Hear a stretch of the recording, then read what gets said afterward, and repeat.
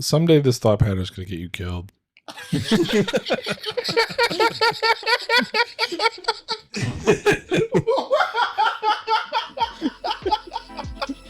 What? You're going to be like,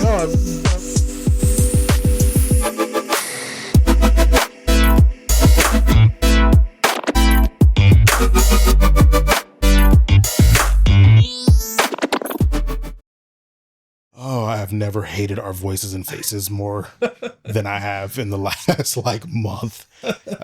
I have been so tired of hearing us. It's been fun. Well, but hey. yeah, I got 42 literally just went out a couple minutes ago. Sick. 43 is up and currently being edited. 44, which will be last week's episode, is going to be getting edited right after 43 is done, which will probably mean Thursday and probably go up Thursday night. And then 45 will also be going up. So before we record next week I'm going to say it that way. Okay. Before we record next week, we will be 100% caught up. Let's go. Completely current.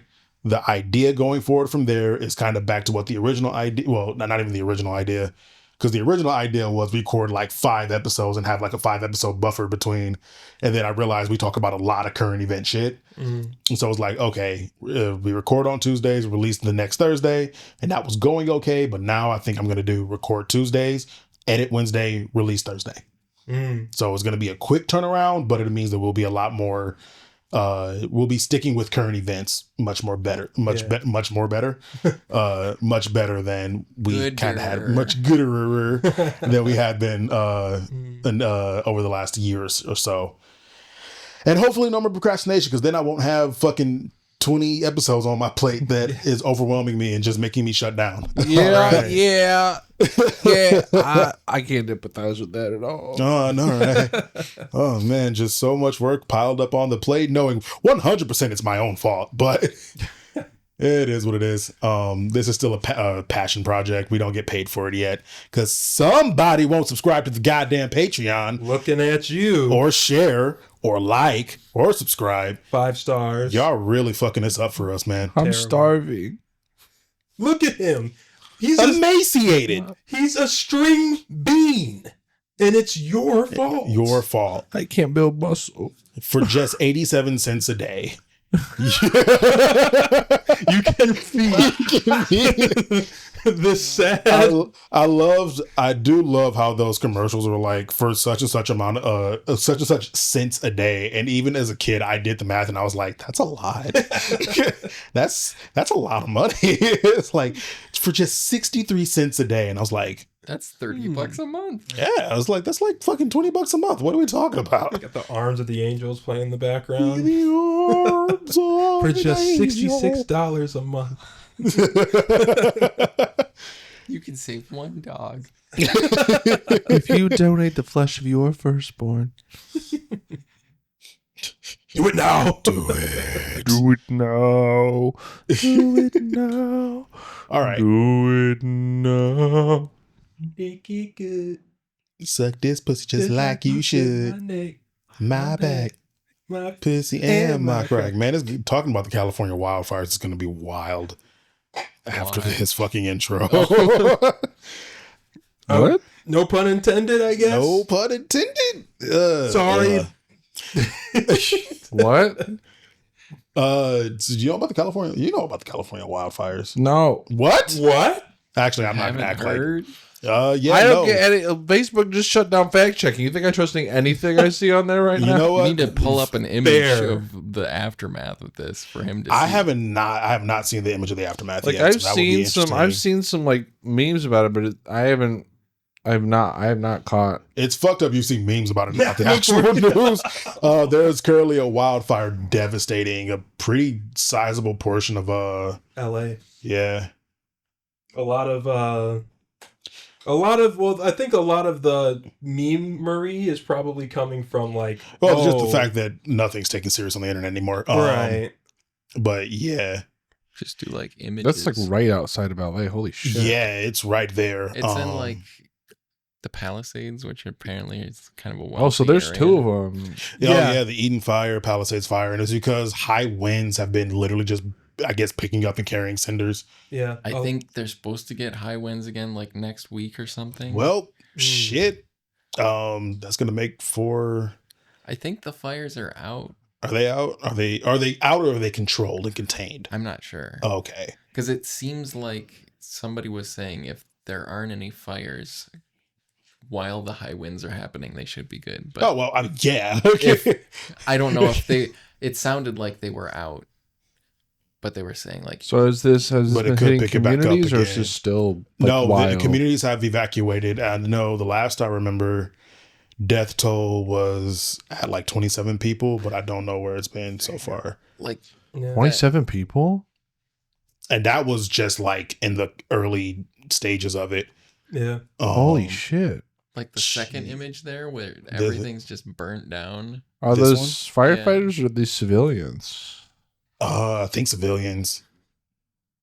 Damn. And it basically just, it started kind of on the mountain range and burned all the way to the ocean. Yeah. Mm-hmm. A It's few like celebrities have lost their homes or something like that. I forgot which ones, but Oh, that's where that meme came from. Okay. yeah.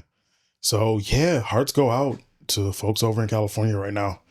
If you have family over there, please check in on them if you have not already. I know there are multiple different aids and efforts out right now for donating to get aid over there.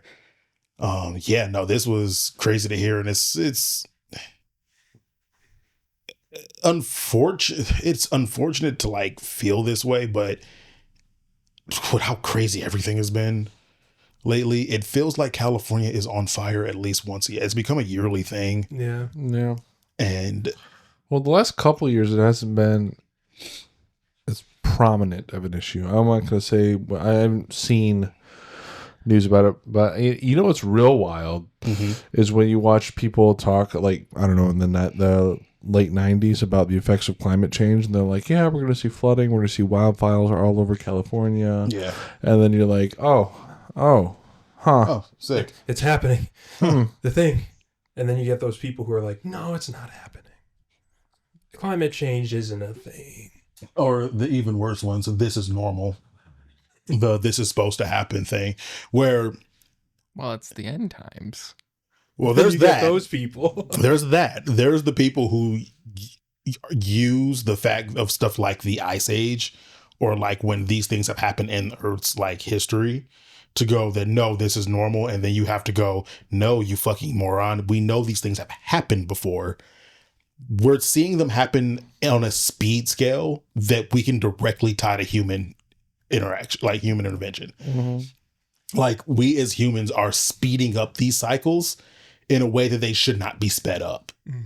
Like it's the same when people go like animals go extinct all the time. It was like, yeah, usually over the course of millions of years, like yeah. animals going from thriving to extinct in like a generation is not normal.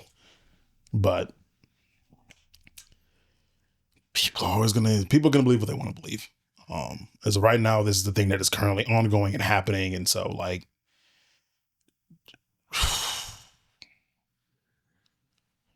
just hearts going out to California right now. Yeah. Stay safe out there. Stay safe, please. But was there something else about this? Oh, insurance companies. Yeah. I forgot I posted that. Yeah. I know. I remember what this is. Once again, wild to go to this afterwards, but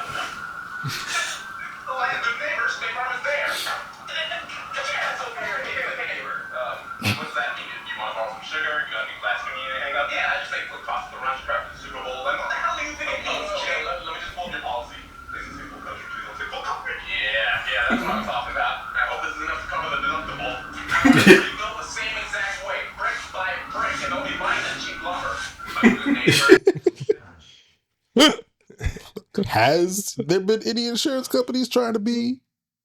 And then the comments, some people are joking, and then some people have actually said like, actually though, like Insurance companies might try to pull this. yeah, like some of them have like changed policies like months before the wildfire became a thing to like so that they couldn't do this. Uh-huh. It was because California had changed a law. I can't remember what it was about, but so insurance companies stopped offering fire protection from fires in California specifically. That's what it was. That's what I've seen. So you couldn't get fire insurance like since 3 or 4 months ago from certain companies. I don't know what companies those are. I mean, they're you know, they were making fun on State Farm or whatever. Yeah, they were making fun of State Farm because, well, the way State Farm sets up, everyone knows Jake from State Farm, and it makes it an easy meme to go to. But the fact that there's any of them doing this is so fucking scummy.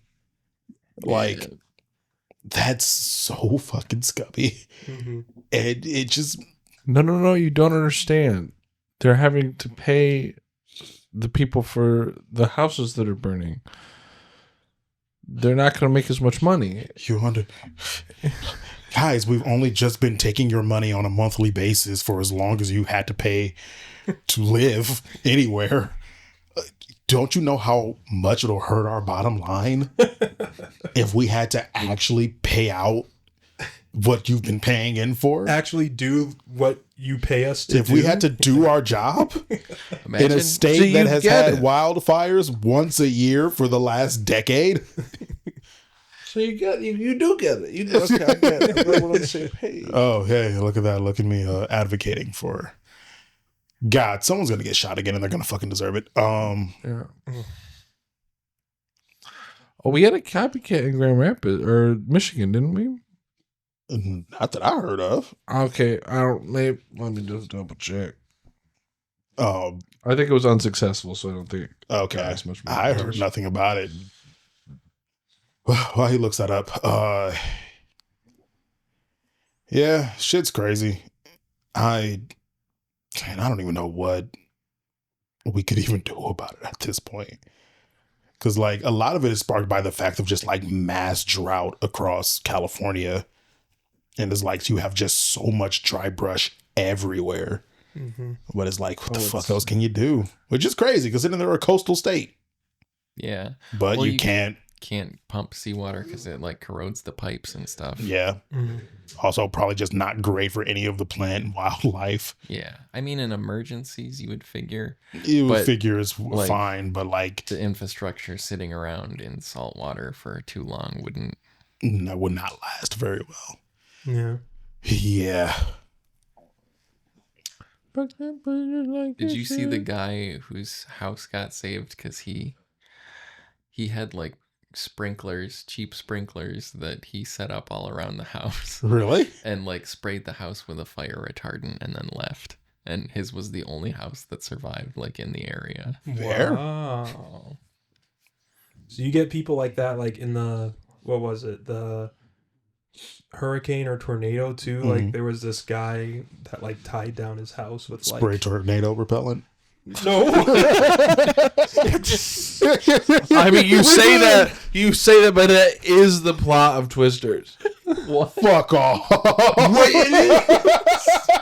It kind of is. They don't spray down the house, but like they create a chemical solution that kills tornadoes, and they put it in a tornado, and they save a town with it. Yeah. Oh my fucking Christ! I haven't seen Twisters since I was like 6.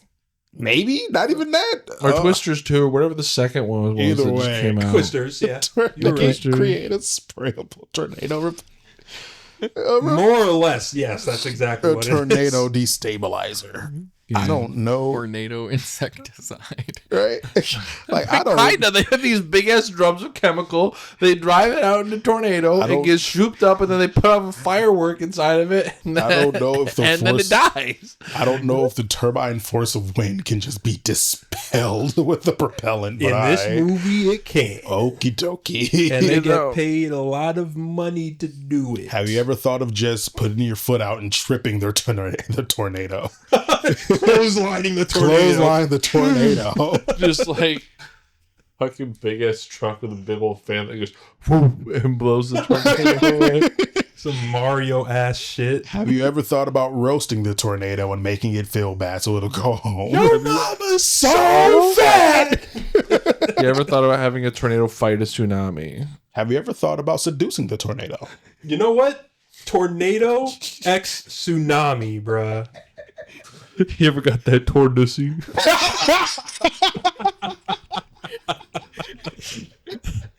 Let me tell you the best. It's called the Eye of the Storm. No, it's called the brown eye of the storm. Oh man. Oh, Jesus. Holy shit. You good? Yeah, I just said, That's holy the shit. sound you make when you're up in that tornado. Oh, my God. Well, talking about sounds you make when you're up in someone's holes, Where's this going? Drake and DJ It's our thing. It's our thing. Drake thing and now. DJ Academics. Man, I didn't think things could get worse / dumber Oh no. when it comes to DJ Academics and Drake, but they managed to find a way. Who's DJ Academics again? So DJ Academics is Drake's biggest cheerleader. Biggest brown. He is. oh, is this the guy who was on the stream where Drake kind of fucked off? Yes, that one. Well, the one that Drake just didn't show up to. Oh, okay. That one. Okay. So DJ Academics is with heavy quotation marks, a hip hop journalist. He is the most he's in journalism, Self-styled but hip-hop he's wildly biased. And he claims that he has a lot of connections with hip hop artists, and he talks to people directly. One of the biggest claims he makes is that he talks to Drake directly, and it may or may not be true. No one can really tell. It's like kind of true, but kind of not. Anyway, he continues to be on a campaign trail for Drake in this just sinking, burning, He does? hole-ridden ship. That's sad. He hasn't right? hopped off of it He has not hopped since off of it. before the beef. And the latest thing that happened. So did we talk about the freestyle that Drake dropped Which last week? I don't Oh, think we no. did. Called Fighting Irish, which Oh, wait. Because no, I think I watched a video about that. But Okay. I don't think we might actually have talked about it on here. I saw something briefly, but did not look into it. Because that was the now. LeBron James thing, right? And this ties in with it. So I guess to catch you up on that, Drake, he didn't drop the song. He had the song leaked. The song was leaked. As he does. As He's one done that does, often. apparently. But this freestyle called Fighting Irish. The significance of the name Fighting Irish is that is the mascot of LeBron James High School he played basketball for. And then this whole thing is it's a woe is me rap freestyle. It's everybody speaks so mean to me. And I thought you were my friend. Imagine I said all that, but everything rhymes with function, because he literally throughout the whole song rhymed one word sound scheme, which sometimes is interesting. Sometimes it's just like, dude, pick a different fucking word to rhyme. But anyway, Junction. what's your function? That's the only function. I'm gonna need you to song have I some care about. motherfucking compunction. Yes. Are you a Drake ghostwriter? Get him! Get him! Wait, no, pay us. Pay us. But Hey, Drake, actually, no. so he drops that. That kind of resparks the whole is like him being a salty butthurt asshole and kind of dragging like LeBron through the shit with him of like he's just so hurt and disappointed that LeBron would dance to Not Like Us. Anywho. Yeah, the motherfucker who played for the LA Lakers. Doesn't Drake have a tattoo of LeBron on his body? Yeah. Yeah. Okay. Go. So that happens. You then fast forward to a few days ago. And was it a few days ago? When did I go to the doctor? So this would have been, I think, Thursday of last week. So at some point last week, there's a new thing that comes out. This time, it's not even tied to Kendrick, the beef or anything, that fallout. Mm-hmm. There is a stylist / fashion designer that has worked with Drake and some other people. He's a big Drake fan. I cannot immediately think of his name now. I'll have it up on screen somewhere. But come to find out, the story behind this now is this guy, this designer, this stylist, he has also worked. So he works with a lot of high profile names. One of the guys he works for is a big, I forget if it was a wrestler or a football player. Not a wrestler, sorry, a MMA fighter or a football player. Works with some high profile name. That dude tries to come on to him. He goes, I'm not on some gay shit. And the dude who tried to come on to him basically tries to extort him, tries to sets him up to get robbed or killed or some shit like that. Dude manages to survive this now in legal proceedings. In the process of this, he reaches out to Drake because he's like, me and Drake, we have worked together. We have a pretty good rapport. You have some video evidence or some sort of evidence that could help with this case. Mm-hmm. Drake says, I don't want to be a part of this. And then some of the stupidest shit ever. Basically goes, I don't want to be a part of this. The dude takes it to the internet and is like, hey, Drake, I didn't want to put this out public, but Drake is not helping me in the situation that he could be helping me with. Drake tells DJ Academics, or so Academics says, that this information, so these DMs are faked and they're altered images. His source, the boy being Drake. So we're at this moment, we're in a situation of someone has accused Drake of withholding information, not helping them in the time when they need help. And Drake is going, this is a lie, has told DJ Academics that this is a lie. DJ Academics has told the rest of the world, this is a lie. That dude then comes back with video receipts of the DM conversation. Ooh. In which he goes over what's going on. And the dude himself is also not a saint here. He's kind of weird and is airing shit that doesn't need to be aired, especially if we already gone to the police about this. Mm-hmm. But basically in this thing, he's like, I have put your albums on, I have set them silent and just played them in the background while I sleep.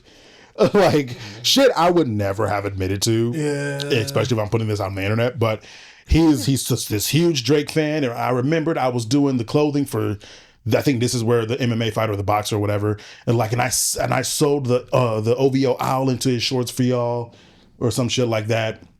And it's I can't believe you wouldn't help me. And then Drake goes, dude, I don't really want to get involved with this because you telling me that this sounds like a personal issue that you need to be dealing with. Mm-hmm. And the dude shoots back with but you suing UMG and shit like that. I feel like you would understand where I'm coming from.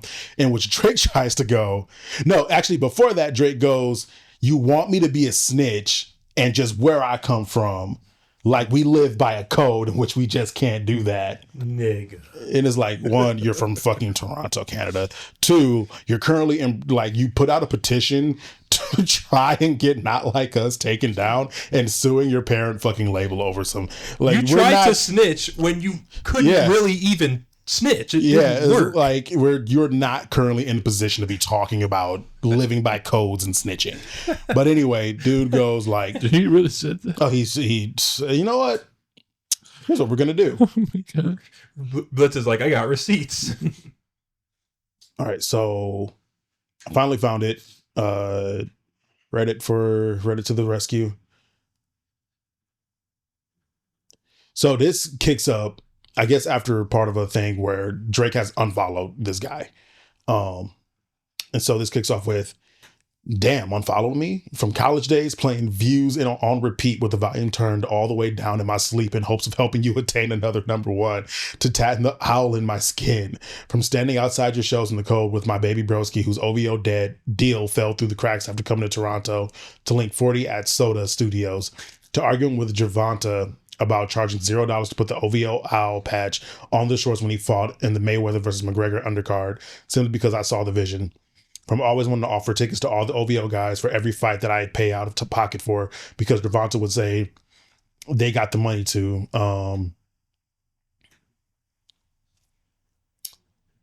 Full thing.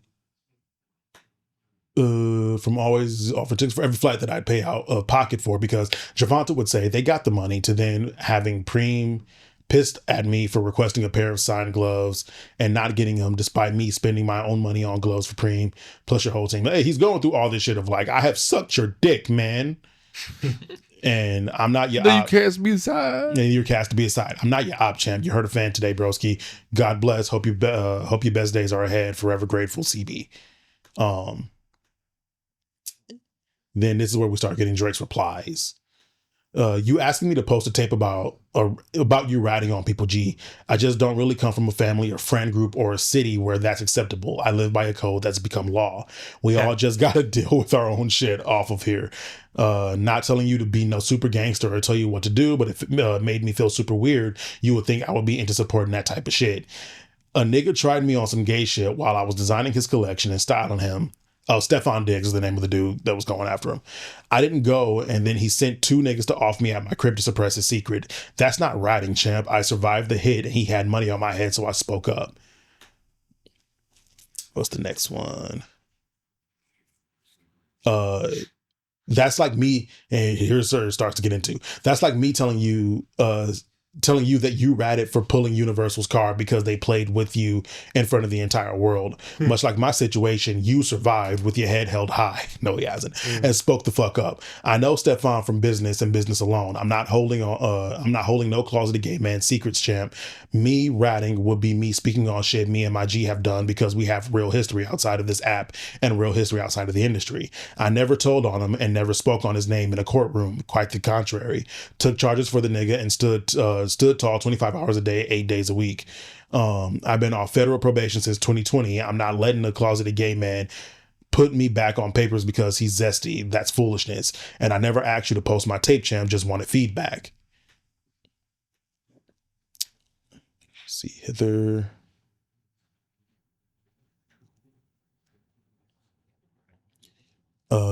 He posted a screenshot of something I cannot make out. Some just other DMs from long DMs. I don't think we can read those. Yeah, I'm not even gonna try. It's not super important. You might be able to if you stop it on like your phone or something higher res than we have here. Right. But it's not where that. We jump past something here. There it is.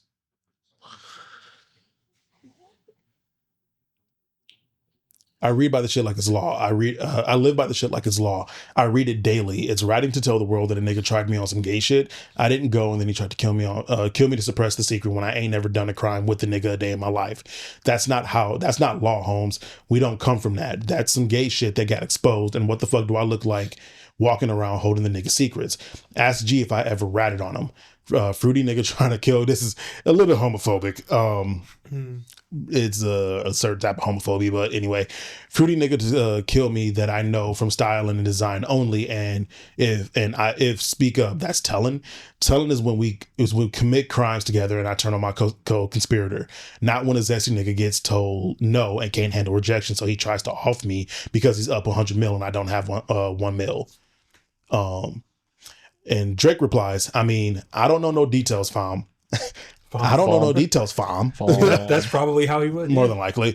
I'm just showing you outside perception. I think there's better ways to go about it, is my opinion. Me and Universal is like if Nike was funding a campaign about LeBron cheating on his wife. Not Adidas or Reebok. Nike, the company he been with since he started. My situation is not no street shit. Everybody before me that tried the label was too eccentric, so they wrote them off as crazy, and they never had to pay for their sins and mistakes. I'm going to change that and make the building a safer place for every artist moving forward. word. This to me, let me finish. Your shit is personal, involves violence, and I just think the way you're doing it makes you look crazy. That's my opinion. You don't need to listen to it. Everything after this is kind of whatever. You can go find those posts and screenshots all over the place. It's still up on the video itself is still up on Instagram and everything. So to me, this almost there's a portion of me that's like, is this whole thing fabricated by Drake?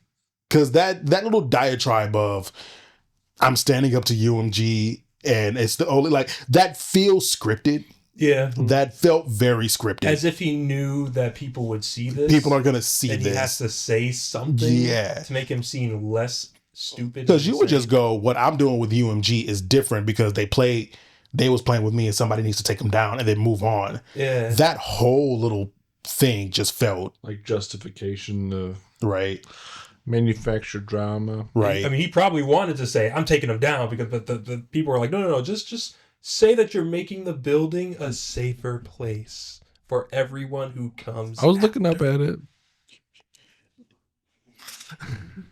What was the waveform not? Wait, you have it.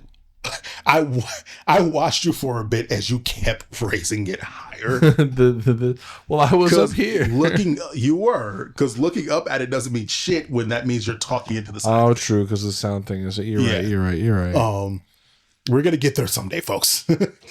Yeah. So like, there's that, but that's still small potatoes compared to everything else that goes on, because the big thing is in that whole deal, he goes for no reason other than just being messy.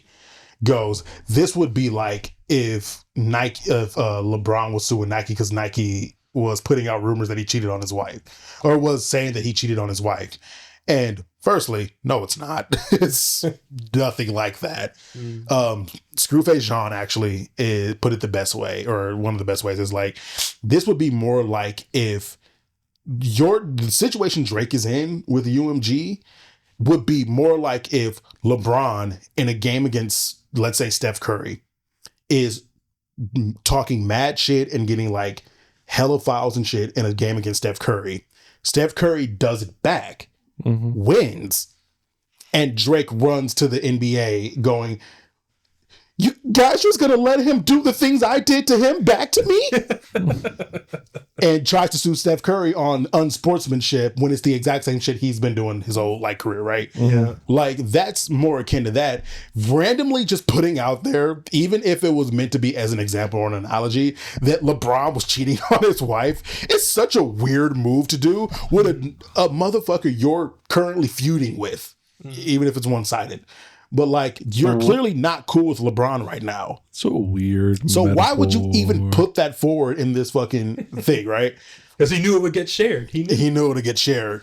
So to jump that back to current events now. So this was happening last week. The last few days have been taken up with DJ Ack on his fucking stream, as he always is, yelling about some innocuous shit. And it gets around to this, and it gets around to the idea of when now we're talking about, basically it's about LeBron and Drake. It's about like LeBron's disloyalty to Drake or whatever. And Ack is doing his thing of he's just ranting and going on and going on. And in this rant, at a certain point in this rant, he says, you can't be dancing to no song calling man's a pedophile when he supplied you with the bitches. Huh?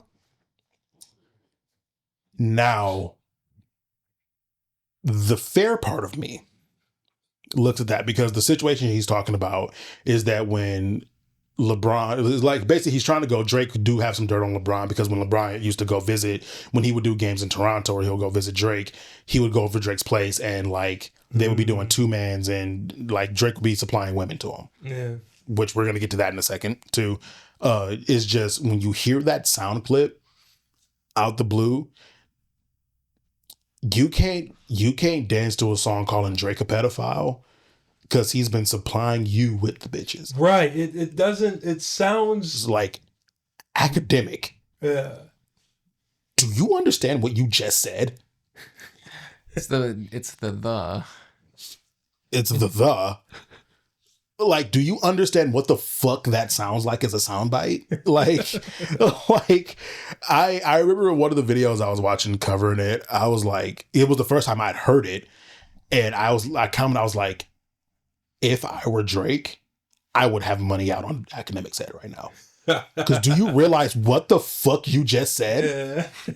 Like, you're just saying clip that whatever the fuck. It's been clipped. It's been played a couple times. But he continues on, and which his point being that Drake is the one who's providing girls for that LeBron's been sleeping around his wife with. So even removing the pedophile part, right? What kind of girls has he been providing LeBron with? It doesn't matter what kind of girls. You do realize that's called trafficking, right? Yeah. The wording of that is the worst you could have used for someone you claim to be going to bat for. Mm. You have incriminated Drake on one, if not at least 3 crimes in this stupid sentence. fucking rant. Like, if I were Drake, I would be calling for Academics' head. Like, if yeah, no, that's wild. it's really bad. Like, every time we think it can't get worse, it gets worse, and it's great for me. It's great for anybody who's not a Drake fan, but man, this sucks if you're in Drake's camp. Bruh, Like, what's the fallout been like since? Everybody going like, yo, what the fuck? Actually, hey, what the fuck? Actually, what the fuck? Like, Yeah. like, What the hell? firstly, Drake, quit being a bitch. Like, like LeBron reached out to you and you ignored him, so don't still be playing on some Bron is doing you so bad because he supported the winner of the beef. Like, no one's made it a huge legal issue yet, other than you. From what I understand, it's not like he was supporting. He was just out here enjoying. He was enjoying it. The nigga's from LA. Of course he's gonna rock with LA. But like, beyond that, you're making it this big deal. And now you're like putting, whether it's an analogy or not, you're putting forth that he cheated on his wife. Which, one of the things about LeBron James is that he has people say he has a really squeaky clean image, especially for like a really high profile, probably I think one of the highest paid NBA stars right now, if not in history. Like, he is, for someone that high profile to never have had a scandal, that's kind of crazy. I think technically he did have like one scandal where it was alleged he was cheating on his wife, and nothing really came of it. Whether she didn't believe he was cheating or she was just cool with it, like, it was what it is, right? Or whatever, right? But like, cheating on your wife is always going to be a thing that the public perception is like, that's a no. And he's gotten away pretty scot-free on pretty clean on a lot of that. And so putting just putting my name in this petty shit, like, is, firstly, that's just whole shit. Second, then finding out that you lied about saying that these DMs are fake only for them to come back with receipts, that's also like extreme whole shit. And then now Academics is out here saying that not only are you a pimp and a trafficker, you might be trafficking young girls too, but that's just depending on semantics. Is like, shit's bad. Shit's really fucking bad. Wow. It's funny, but it's bad. No, that's ridiculous. It's absolutely ridiculous, and shit's just never gonna stop. Like, so this Irish track that he dropped, the Fighting Irish, yeah. Is it like encompassing doubling down on that, like you cheated on your wife thing? Like, what? No, it doesn't. So the Fighting Irish track it's a woe is me, but it's also like kind of a diss track. Because it's not really a diss track. He doesn't like say anything that's like about like dissing LeBron, but he's saying a lot of things about like just like how disappointed he was that they aren't friends anymore, when it's kind of your fault. Like how disappointed he was in like dancing and celebrating with the rest of the West Coast with Not Like Us. Hey, Mustard is on that beat, ho. But Mustard on the beat. We're gonna dance. Yeah. But this was allegedly leaked. Allegedly. It was put up and then very quickly deleted. Oh no, my sad song about LeBron. About LeBron. Also, a reminder, he's going to have a lot of, like, he's currently still technically embroiled in whatever legal issues with UMG. So putting out music is not the thing he can really do. So he can't officially put it out. He has to leak it. Oh. And then it immediately gets taken down and all types of shit. How hilarious would it be if UMG just took down all of his shit? That would be really funny. They're not going to. It makes too much money. But but it's like, and I think because the video that it was leaked with was this super, super low quality, like it looked like someone's potato recording of another phone video off a laptop monitor. Like, and whether that was intentional or not, I don't know. I would imagine it's intentional, but What do I have to do to get somebody with an iPhone around here? like it's really dumb. It's and a grainy video. No, I'm not gonna say that.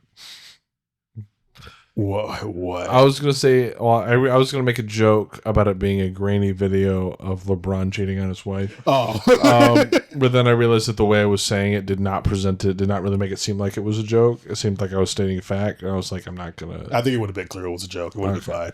But like, I think in the video you can tell he still has his braids in, which he's cut off now apparently after. Anyway, and his little barrettes. His little barrettes. I mean, they were cute. They looked good. They were. So it gives like a bit of a timeline because it was definitely post Not Like Us, but pre him cutting his hair again. So he did the whole anime girl thing where like you cut your hair to try to seem symbolize manly. Yeah. You're eschewing your feminine traits to be more like a. I thought you got the reference. Yeah. Oh no, I got the reference too. I thought something spilled out of nowhere when that fell over. That sounded so much like just like water spilling somewhere. But yeah, it's just kind of pathetic. And like even the stands obviously are still on the side and they're trying to make excuses, but even the people that were holding out like the tiniest morsel there's of like barely anything to hold on to anymore. Like even Screw was like, there's just nothing to save here, bro. Like I can't even say, you making it real hard to even want to listen to your music anymore. If he ever drops again, I think he's really just kind of kamikaze in this right now. Like I think he's just going all the way out. He needs to hide in a hole for all he had to do was step back and take the loss. Shut the fuck up and go away for a little bit. Obviously, that's not possible. But obviously, that's not possible for one Drizzy, Aubrey, Drake, Graham. See, if he went and hid away right after the beef ended, he probably wouldn't be in a lot of the mess that he's in now. This shit would have been blown over by now. He just needs to shut up and go away. What's even funnier is that now there's a different artist who has called out the West Coast and is basically starting to beef that if Drake were smart. But at this point, now he can't because Academics has made everything worse. The lawsuits are already going. The Chris Griffith shit is now just in the zeitgeist. And that wasn't even like him not shutting up. That's just an unfortunate circumstance. Like I almost feel bad for Drake. I don't, but I almost do. You can see how you would feel bad. I can see how I could feel bad for Drake in this situation because that's just unfortunate. This really has the vibe of somebody writing a tragedy, right?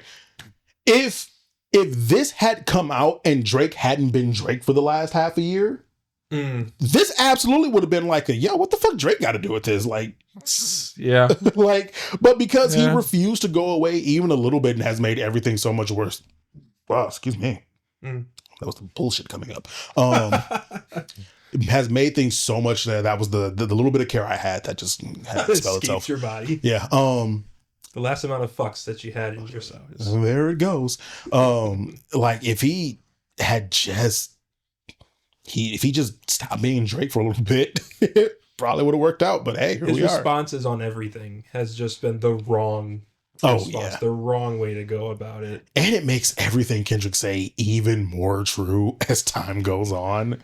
Which is the beautiful thing about it. It's kind of beautiful. It's like fine wine. Right? Right. As his words age. Right? Like this is a barrel-aged whiskey at this point. It can only get better. Mm-hmm. It is just like, how do you go How do you hate on a guy so hard that you make his words more true? Academic finds a way. Academic finds a way. We'll see if that's... By next week, we'll probably have another update. Like, we'll probably have something more to say. At this point, it's weekly. Yeah. Dre continues to pop his head out of this hole that everybody wants him to go in, and he keeps making a fool of himself. I honestly, Time for beef. It's beef time. it's beef time. Mm-hmm. Beef. Where's Man. the beef segment for Honestly, this podcast? We have the meats. Days since last beef update. I could probably honestly do that, and it would stay at 0 for a long time. But we'll end that there. We'll see if more comes up, because I'm sure it will. But it'll be, especially as we edge closer to the Super Bowl. Yeah, that's right. That'll be coming up yeah. soon. Hey, yo, also shout out Super Bowl. First time the Lions have gone to the Super Bowl. Second time, were they there like? The Lions are going to the Super Bowl? Yeah. Really? What? Yeah. I knew they were one of doing the- good, but They're like one of the Yeah. top teams, if not like the second or first top. Yeah. Oh, okay. So they're not. No, they offi- choked their game last time they were heading to the Super Bowl. That's Yeah. right. This is So they're in the first time. playoffs again. Okay. They're not only in the playoffs for the first time like this, but like They're one of the top picks for they're the Super one of Bowl. the Mhm. top teams in the playoffs. this So. can't be right. So are they going to the Super Bowl, or do Yes. they still need one more game? They are going. Okay. They've secured their spot. Okay. Sick. So wait, they're officially like it's not. The simulation is broken. Why isn't happening? everybody in my life freaking out right now? What's going on? They might be. I think you've just been blind. You're right. I've been listening to too many audio. You lied We to back. us. Yeah. Okay. So as soon as we went on the break, I was like, wait a minute. No, I just lied to you guys, and They're going to the playoffs. The Not the playoffs. actual. not the Super Bowl. Yeah, I was manifesting. See, look, listen, come here. No. I am not a huge sports watcher. Neither am I. But lately, everybody's been going wild for the Lions, and they're doing great. They're honestly doing really great. Best that they've ever done. And I'm paying a little more attention now, and I thought I had it all figured out, and I thought I understood all the shit. I don't. So I flubbed it and said that they're going to the Super Bowl. That's a little preemptive. They're not yet. We're gonna have to take you out back now. Ah, damn it. I thought I could apologize for. I'm sorry. No, you got to get put down. Sorry, bud. Well, You live in Michigan and you got a sport wrong relating to the Lions. So death. one of Yeah. the big cats. The simulation is intact. Simulation is back intact until All Saturday. things- It could break on Saturday. We still got to find out. True. Like, True. I didn't know enough to call you out on it in the moment. That was actually Apparently, like, I didn't either. Apparently not. Apparently not. Because I was like, no, because I have some friends. So my disc golf group, they're planning a game night around on Saturday, the same night the game is happening. And I just knew it was going to be a football game. I'm probably not going to be there for that bit. Like, I'm going to go play some board games with them and then dip around 7 when the actual thing starts. And I had that in the back of my mind, but I was like, oh yeah, well, good to hear they're going to the Super Bowl. So I could not call you on that even a little bit. There definitely Well, like, would 'cause- have been way more hype, like you said, if Yeah. they were going to the Super Bowl. Yeah. And like depending on the seeding, sometimes there can be teams that are like, we know this team is going, we don't know the other teams, Yeah. but usually that's like in the bracket. They're like the second or third, and yeah. Yeah. But anyways, I'm glad we corrected that. You corrected it. I would have been around. I would have made a real fool of myself in front of some other people.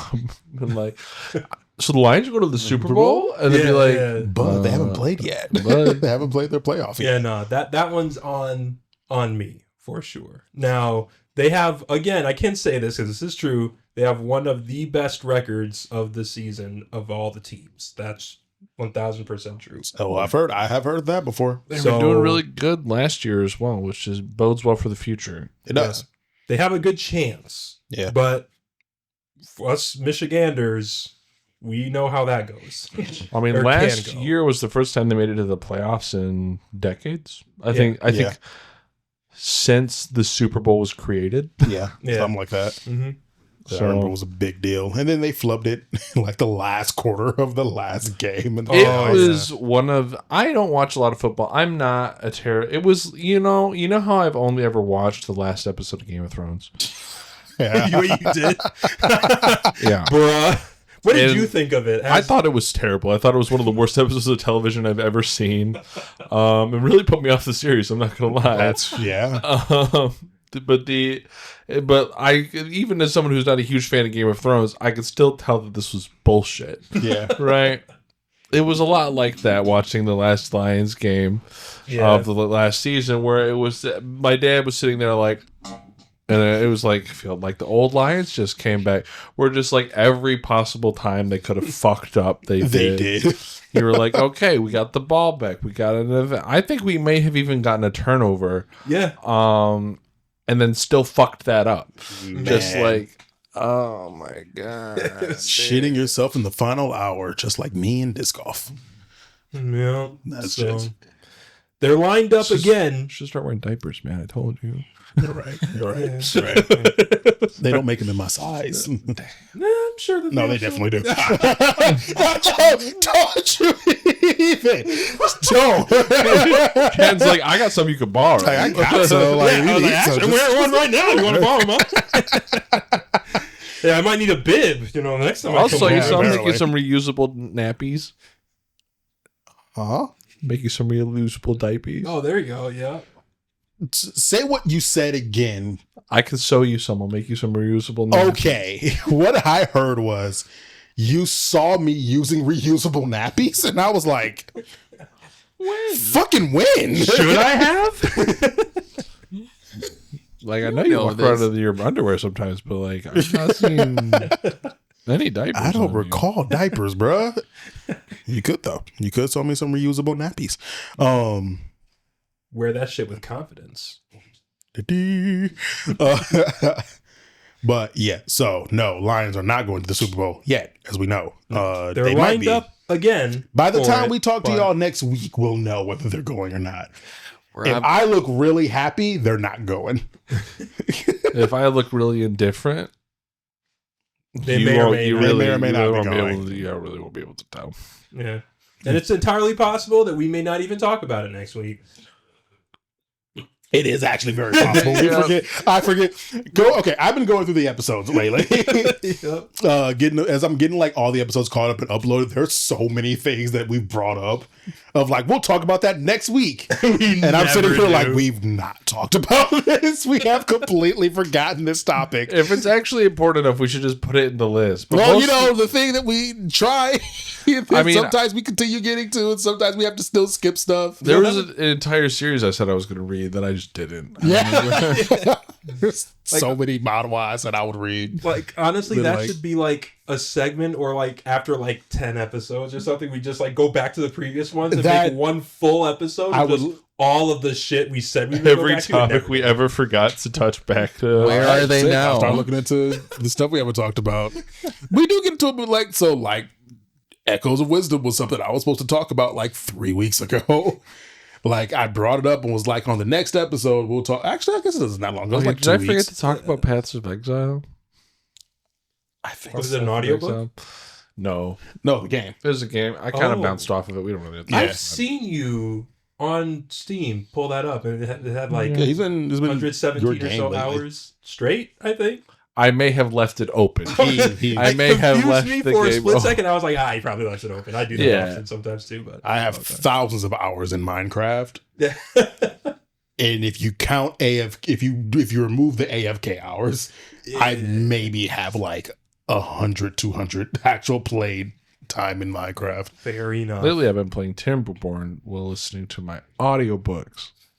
Speaking of audiobooks, Mm-hmm. we had to redo this segue because we found out Kenton lied to us, and also he needed a snack.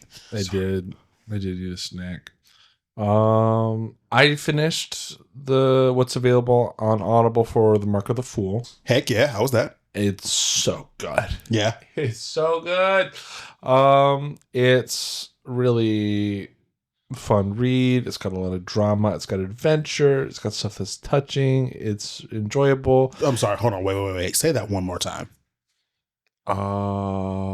It got some what touching? Stuff that's touching. Oh, stuff that's touching. What did you think I said? It got some face touching, and I was like, that's just confusing. No. I can't believe audiobooks have gotten this sophisticated. Technology is Wow, technology is getting getting real crazy. I love it when stuff touches. especially my face. Man, these new AirPods are really fucking stepping their game up. Holy shit. Just caress. Just caressing you through. Sorry. No, you're fine. It strikes a really nice balance between creating drama, having an interesting plot, having twists that don't kick you in the dick and make you hate everything. That's important. Actually. You mean it's not FNAF? It's not FNAF. It's like but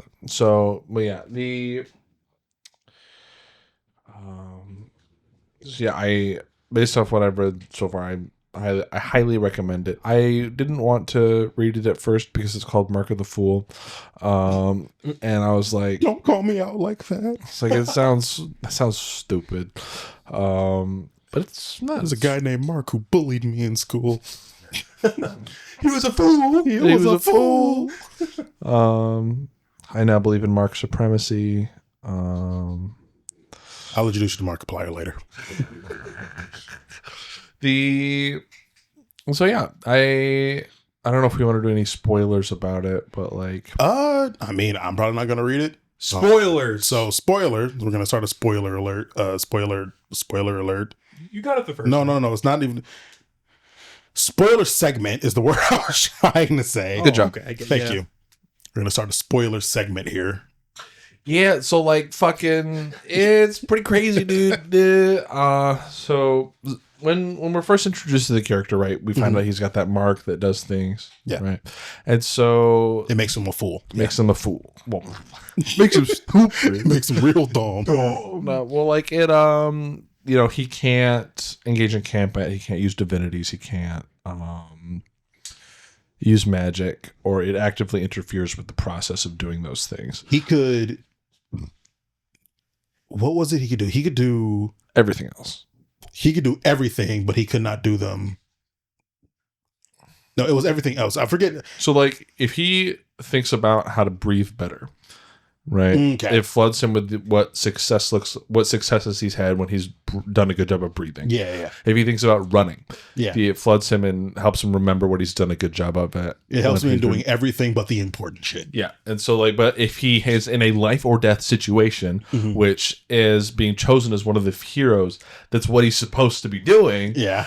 Immediately it floods him with failures and it disrupts him. Okay. So he's a chosen hero, Yeah. right? Yeah. And it's going to put him in life and death situations, which he needs to have certain skills. These skills are marks created by who? The god Oldar. What the fuck, Oldar? Yeah, you think, what the fuck, Oldar? What the hell is the You- thrill here for? Just created a massive liability. Yeah. And within the religious lore, it's to have a heart in a center, somebody to act as a guide. But we all know that's bullshit. That's bull. Yeah. And so, I don't want to be Job, okay? and so he also has been engaging with like the power of this with a previous saint, who's known as the Traveler. Well, our latest surprise, the travelers from Earth, they got isekai'd into another world, and they whatever power brought them to that other world, they mastered, and eventually came to this one. Okay. Where they were then selected as a saint again, and then they were like, well, Wait, so this person is double isekai?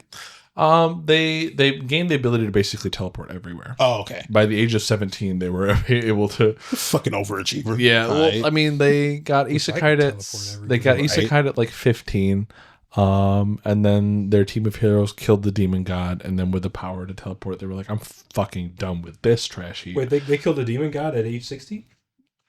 I think if the timeline is correct, it would be sometime between 16 and 17.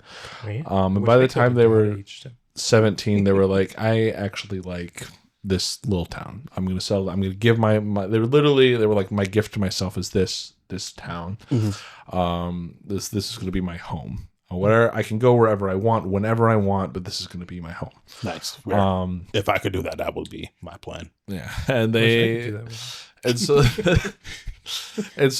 and then they got selected as the saint, and then got tied up in all this extra bullshit.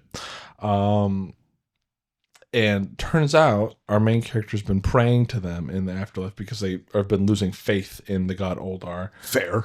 Because on top of being branded as the fool, they found out that the thing they're supposed to be fighting against, what they produce these orbs called dungeon cores, right? They can control those orbs.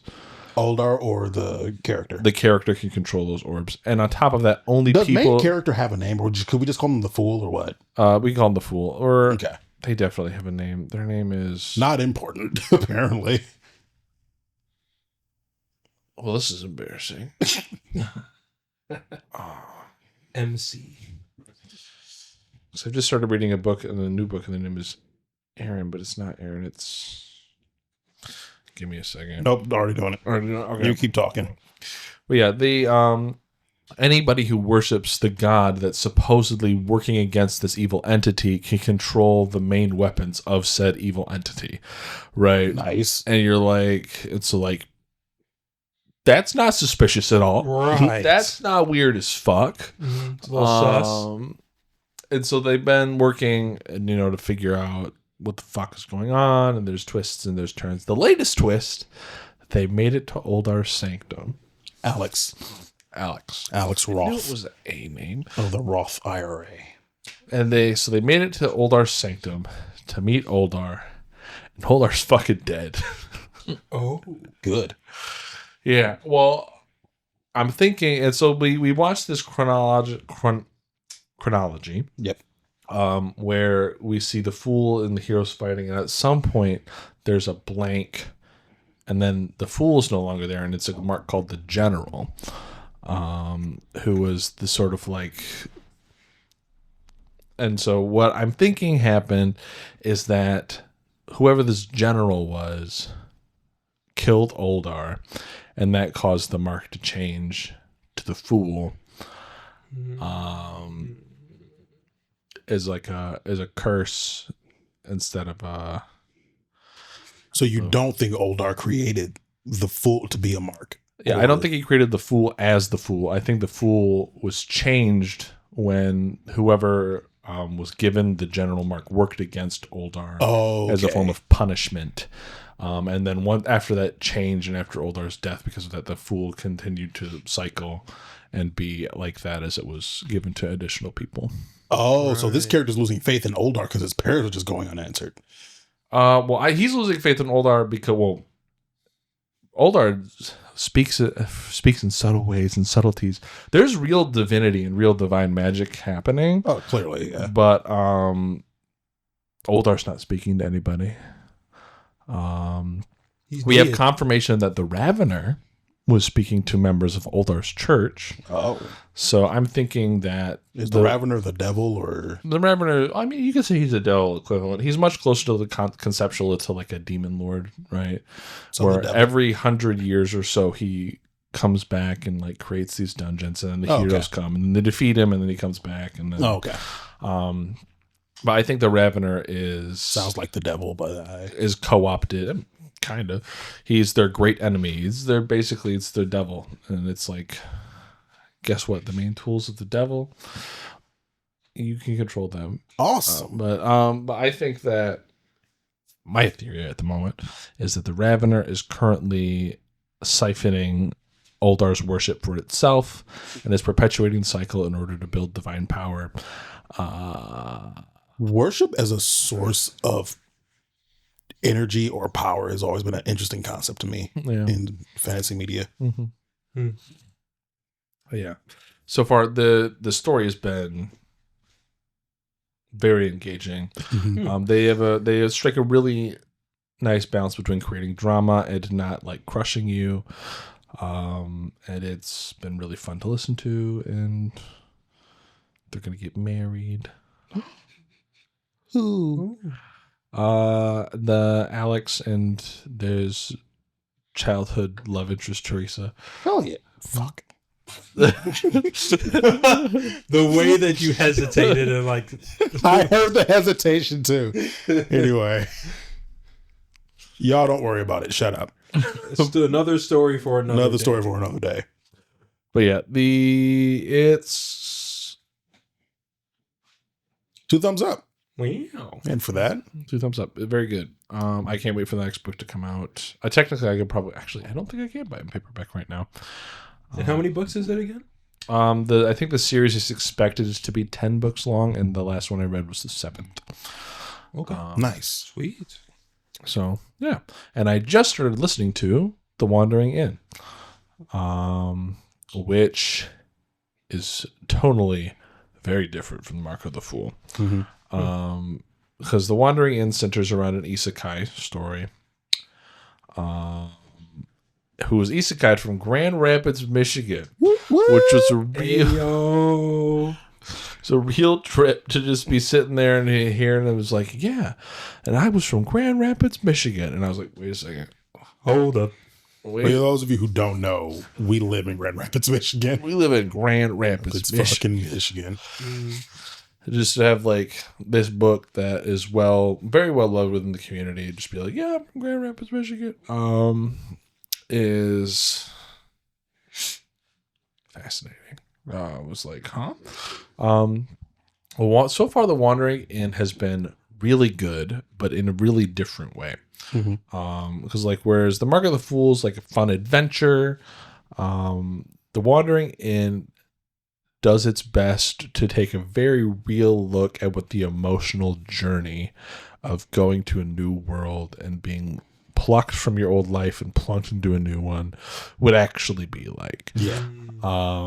The first, I don't know, like the MC's been slowly, like growing and like changing and accommodating these new challenges. But the first third of the book, I want to say, is just them screaming and just screaming until they have torn their vocal cords because you're in a new fucking world. There is a scene where that happens. Really? I don't think they don't tear their vocal cords, but the first time that they are confronted with somebody killing goblins, I believe, just like as casually as you would take out the trash, they go into shock. Fair. For I think like a period, and then because of that, the goblin chieftain comes to revenge kill them, and they kill them with boiling oil and melt their flesh off, and they go into shock again on top of everything that's happened for like a week. They're just like basically just like in a state of shock, and so just like shit like that where they're not just like, oh yeah, I kill things now, right? It's like, this is the curse of like isekais, where it's like someone who has come from the most mundane normal human life gets transported into it's always mid fantasy for some reason, or high fantasy, and are just acclimated to the rules of this world out of it. It's like, no, if you plugged me, Rueben Brown, from like this existence here, right now, and put me in the world of, let's say, even like fucking Lord of the Rings or some shit, right? Yeah. And you just drop me in the world of the Lord of the Rings, I would probably die quickly. Like culture shock would be a thing for a good few weeks at least. The first thing you do is find the Adventurers Guild, and then immediately realize that no one speaks the language I speak. Or you wake up and immediately realize you're a slime, and you just crawl through a cave and just start eating shit. Just and eat shit. You're like, oh yeah, cool. I'm scrumping down. All the instincts you need to know how to survive as this creature you've never been a day in your life. But still with the fully formed mind of a human. Yeah. Make friends with a dinosaur dragon, who is also technically. I mean, just the idea of getting transported to another dimension where like any of your knowledge from your past life would be useful, where light, time, gravity, and just works there's three spatial different. dimensions. Yeah. Just like, but the, anyways, the, yeah, it's in the setting is not super high fantasy. I mean, there's magic and stuff, but most of what our main character is doing is like meeting their needs or daily necessities, figuring out how to get period pads in a fucking other world where they're surrounded by demi-humans that don't experience like human periods, or just like, because it's a really interesting contrast. You're bleeding from where? Basically, she walks into a store and she's like, hey, I need help with that time of the month, and there's a Noel, a dog person there, who's like, you smell like blood, dude. What's going on? And then like, and so yeah, it's very different because like in a story like Primal Hunter, if you were if to answer the question of right, how are they dealing with like people having periods every month, Primal Hunter will probably be like, well, once people evolve to a certain grade, they just don't have those anymore. Right. Because the author, and they would kind of hand wave it away, but they would also hand wave it away in such a way where that would also be true for every single sapient race that exists, because of like mana takes over, the thing that every life person force. here works by the rules of this universe. Yeah. Which, and in fairness, if I'm going to be in a magical fucking land, you're damn right I'm not dealing with periods anymore. The fuck? Better not. You really think I'm going to keep periods as my mark of being a human? Hell no. Yeah. But versus in this world where it's like, yeah, that very much is still the consequence. They very much still have to figure out how the fuck they're going to deal with that. And the main character is not as sharp as attack. He does it because I feel like, especially as like a first time fantasy writer, they're writing scenarios for their character that they also that they know the best solutions for, right? They know what it would take to get out of it, and so it's very tempting to just write your character to do those things. Yeah, this character does not do those things. This character, which is also the mark of a good D&D player, role player. They like when they first find the inn that they're taking over that was abandoned, and they find that there's preservation magic in one of the cabinets that's keeping food fresh. Nice. They accidentally fuck it up because they get too curious and they don't know how to handle this fragile wooden enchantment, and they like poke it and it fucking breaks. Right? Shit like that. Where this very human reaction to a very like insane situation that they're going through, and rough shit happens. They don't quite take things as far as like making like the sexual assault or something like that happen, but it is implied that that's very much a possibility within the universe, right? And I'm going to pause for 1 second just because I've made the face already. It took my brain a sec to process that you said sexual assault. Oh. I heard they made the sexual assault. And I was like, the fuck is sexual assault? What is sexual assault? What the hell are we doing now? Why would sexual assault be bad? Why hasn't anybody told me about this? Why has no one been telling me about this? That shit in there. I mean, salt on food is good, but if you can put that on sex, that's just fucking 10 times better. What the shit? Seasoned sex. Anyway. But yeah, like I don't know how much of a spoiler this would be because it is halfway through the book, but this is also a book that likes to take its time. All right. Spoilers. Back in spoiler. We technically never left the first spoiler. We didn't. Well, I think when we transitioned to to this one, it's okay. So new spoiler section. Skip to the timestamp in the seeker. Like we encounter different characters who have also been zooped from Earth, right? Because they imply pretty heavily that somewhere in this world, some kingdom's done like a hero summoning or whatever, but that it's not just summoned heroes. It's summoned all kinds of people from all walks of life across this world and plunked them in random locations, right? And one of the people that we bounce to is somebody who was who's actually settled in this world pretty nicely. Mm-hmm. They settled in because running is their passion. They were like a collegiate. They were going to be a collegiate runner. And this world has a courier system, a lot like they had in ancient South America, I believe, where people just ran. They if you need a package delivered, you need something, they have a running class and they just fucking run. Nice. They run from city to town, they're duck and dodge dangers, and they're like, oh, well, I fucking love running, and now I just get to run 24/7, and I'm class empowered runner. And they immediately butt up against the culture of this like runners guild and the expectations of the different people have for like who can take jobs and when, and they piss some people off, and those people get her run over by a cart.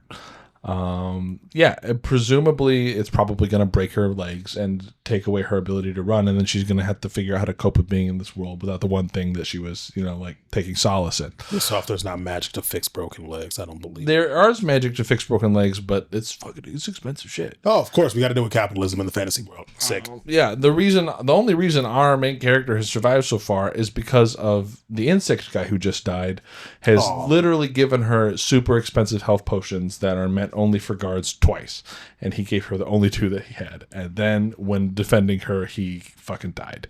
Damn. Yeah, he was a really cool dude. I like him a lot. Well, what did he do? Well, the culture that he comes from is he's an ant person, right? And so like when a lot of these ant people or like drones or workers are treated as very subhuman, even though they have the potential to like learn and stuff like that. Yeah. And so that sort of like culture and the way that he treats some of the character or some of the like workers or other people, I think from a human perspective or the perspective of our culture, it sucks. I don't think it's that true. But in general, he's been very generous with our main character, helped her a lot, and just been a really chill, cool dude. And now he did. Rip. And so, but he doesn't, magically survive despite the brutalness of the battle. I mean, we'll see if the author does something stupid, but so far that's not how things have worked, right? And so I also really like this one. There's a reason I think that this is one of the, when I was going around looking for like things that people would recommend for lit RPGs and stuff like that, this was almost always in the list. And there's a reason for that. It's pretty good, despite the brutality and the things that happen, and sort of, because it's normally when I read a story like this, it's for the adventure and it's for the dopamine, right? Fair. It's not for some like profound, literary bullshit. It's because it's entertainment. Yeah. And this does a really good job of presenting stuff that is fucking rough, but still entertaining. And it's definitely a little bit outside of what I would normally consider like my bread and butter, but it's very good. It's very good. Hell yeah. Starting to really appreciate stories, both game-wise, book-wise, movie-wise, that take that genre that is not overused, but like used a lot, right, of like adventure, action, romance or whatever, and kind of not even subverting it, but kind of like actually saying, okay, but this is how it actually is. I was going to say, digging into like the nitty gritty stuff that we normally just gloss over with these kind of stories. Right. It's like no one ever talks about. You might get someone talking about pissing and shitting in a fantasy novel, but you never get periods or any other like bodily function that's actually important. Mm-hmm. It's one of the reasons actually why, like, I don't know, important, but it's one of the reasons why I find like any video game that is good by society standards, but also has like something in it where it's like this character has to go to the bathroom, like, right? Oh yeah, we do that too, like, right? The game characters, when do they go to the bathroom in the stories? Like, I don't know, it's just something that I've just started to tone in on, because it's like, you don't see in a story in a game often where like, okay, the character is gone right now because they're in the bathroom taking a piss. Right. Like your main character, the person you're controlling, has to pee. I had to go to the All right, game devs, you heard him. We need bathroom meters now. All right, I now mean, here's the hey. argument. Sometimes I play video games because I don't want to be a human, so I don't always have to do it. Right, But it is very interesting when it is done, and I know you're joking, but I could definitely see a world in which that is taken as a lesson that it doesn't need to be. It is like, it's okay, now every game does not need to have a bathroom, and No. like when every game became a survival crafter, it is like I don't always need to be hungry and thirsty. Yeah. Meters. Like, I don't always need that. It's interesting when like the one game did it. That doesn't mean that's the trend I want to go down. But it is incredibly interesting when like the moment to moments of being a living being gets incorporated into the story and the characters and stuff like that. Yeah. That is really interesting. And I think like it reminded me of kind of the concept, maybe not exactly everything that happens in it because they are different stories, different mediums essentially, but like Freerin, why that's interesting to me I still want because to watch through Freerin. the season 2 is coming out soon. I don't know when. I keep meaning to but- catch up on it so we can go on. I can go on and stay current with it. Yeah, it's a manga and everything. Like you can read it too, obviously. But why I found that so interesting is because you see all these stories all the time about the heroes, party and they go and defeat the thing, the Demon King or Demon Lord, and then okay, it's done. The show's over. That was the show. That was the movie. But then it's like, okay, what happens after? So what that? happens after that? Like, Right. And it's like all the different party members have their own separate lives. Right. All of them are different, maybe species, right? mhm, They live for different periods of time, and that could cause some issues. right. I don't know. That's why I enjoyed that show a lot because I haven't experienced a lot of shows and stuff that explore not a lot that to do. idea. There's So not a lot to do. Is Frieren, so where you pick up in Frieren the anime, is Frieren as a story just starts at the end of an adventure, or is there a prequel to this that you could read through that has the whole? from the anime, it starts pretty much either right after or like just Okay. before they go to the final. I think it's right after, and then they do like some like flashbacks. Okay. Throughout the story they do, but like the first episode is pretty much right after. And it's like, hey, what are you guys gonna do? It's like, well, I've been thinking about doing this, and they kind of split. Nice. Okay. And that's not a spoiler because that happens in the first episode. You spoiled the first episode. How You could you? spoiled the end of the hypothetical adventure. Yeah, no. That You spoiled the journey's end.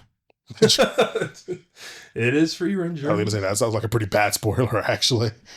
Wait, well, isn't the title of Freerin Journey After Journey's End or something like Free that? range journey's end, yeah. No, I'm saying the sentence "you spoiled the journey's end" Would be a bad would be spoiler. a real bad spoiler. But no, yeah, like that. I've said this about a lot of things you brought up on the show, but I do actually want to kind of read that because I do find that interesting. Of just the fact that like this person is not gonna acclimate to this environment immediately because that's just not how it. Like you can't pull somebody from fucking Grand Rapids, Michigan, pluck them in fantasy fucking anywhere, and now they're just gonna figure it out with the guidance of some helpful old person. They It's find like, a secret that nobody in this universe, this Right. world has found to exploit the system, and then they defy all odds and become the bestest. right? But Just name recognition alone. Get me to look at this one for sure. Yeah. GR Michigan. if I ever That write too. something like this, I've decided they are going to come from Grand Rapids. Oh, 'Cause absolutely. Oh, yeah. Just the Actually, shock. as a matter of fact, have you read into the Arthur's author's background? I haven't. I Do you wanted know to if check. they're- Because I did want to check that because I have. I'm not sure if. an inkling suspicion.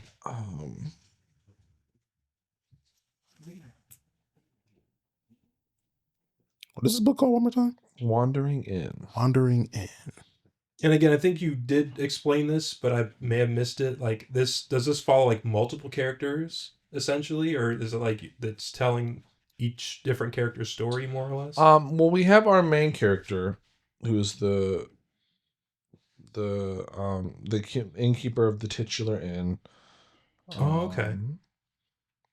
That would make sense. Oh, 'cause then you can Wanderings explore different people's perspectives and the different people who come in the inn. They jump around. They jump around between, like the person's running, these twins. They have some interludes. They jump to like a goblin, and the perspective of the goblin. Oh, that's really cool, actually. Hate the G Yeah. that they use, because that's not a G, that's just an S. It is just an S, That's isn't it? Just an S. That's an apostrophe S. So I thought this was saying the Wanderings Inn for a second. Yeah, I would have definitely saw that as an S too. That's weird. S makes me so mad. Never Just mind. like the D in Disney Hate this book now. But yeah, for the longest time. I thought that was like some kind Disney. of weird ass letter. I didn't even know what the fuck that was. Right. I want to see. yeah, it's what was I gonna say?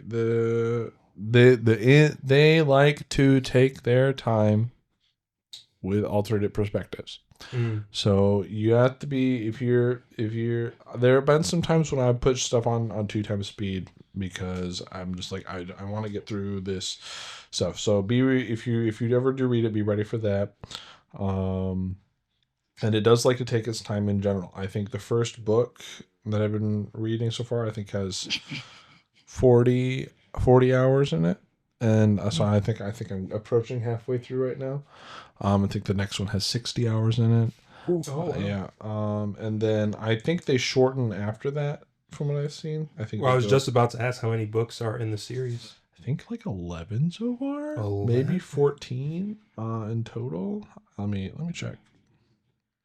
Well, the 15th one seems like it's coming out in April. Is there an about the author page? I don't think there is.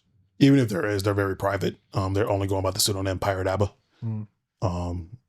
They're going out of their way to stay very private, so there's probably not a lot of information to get out about them. No, But if you're from Grand Rapids, you let us know. Pirate. Liar. I said pirate. Not Pirate. liar. Why didn't you mention Tsushiyama? Yeah, come on, man. Honestly, that's the only real reason I'm curious is because sometimes I'm like, because we're not really we are the second biggest city in Michigan, but we're not. And there's the thing of like Polar Express is based in Michigan, or in Grand Rapids specifically, even though they don't really show off anything that would place it as Grand Rapids, but like, Or really Michigan. or Michigan or anywhere other than like the detail of it being Grand Rapids, Michigan seems so random. Like The more I think inputted about it. after the fact. or Right. So. But like, I'm not against it. But it's like, yeah, we don't really get shouted out as like this is where this character's from very often, as far as I know. So I'm curious if like they're from like the exact thing you said of like, if I write a story like this, I'm going to make the character from Grand Rapids. Is that what's going on with Pirate Abba and Aaron? Or did they pick a town that is big enough that somebody could presumably be there, close enough to Chicago that you can also have details about Chicago, but also small enough that nobody's going to be like, oh, that detail's weird. Okay, you mentioned this earlier. What's the in details with Chicago thing? Oh, they just mentioned like visiting Chicago. Oh, okay.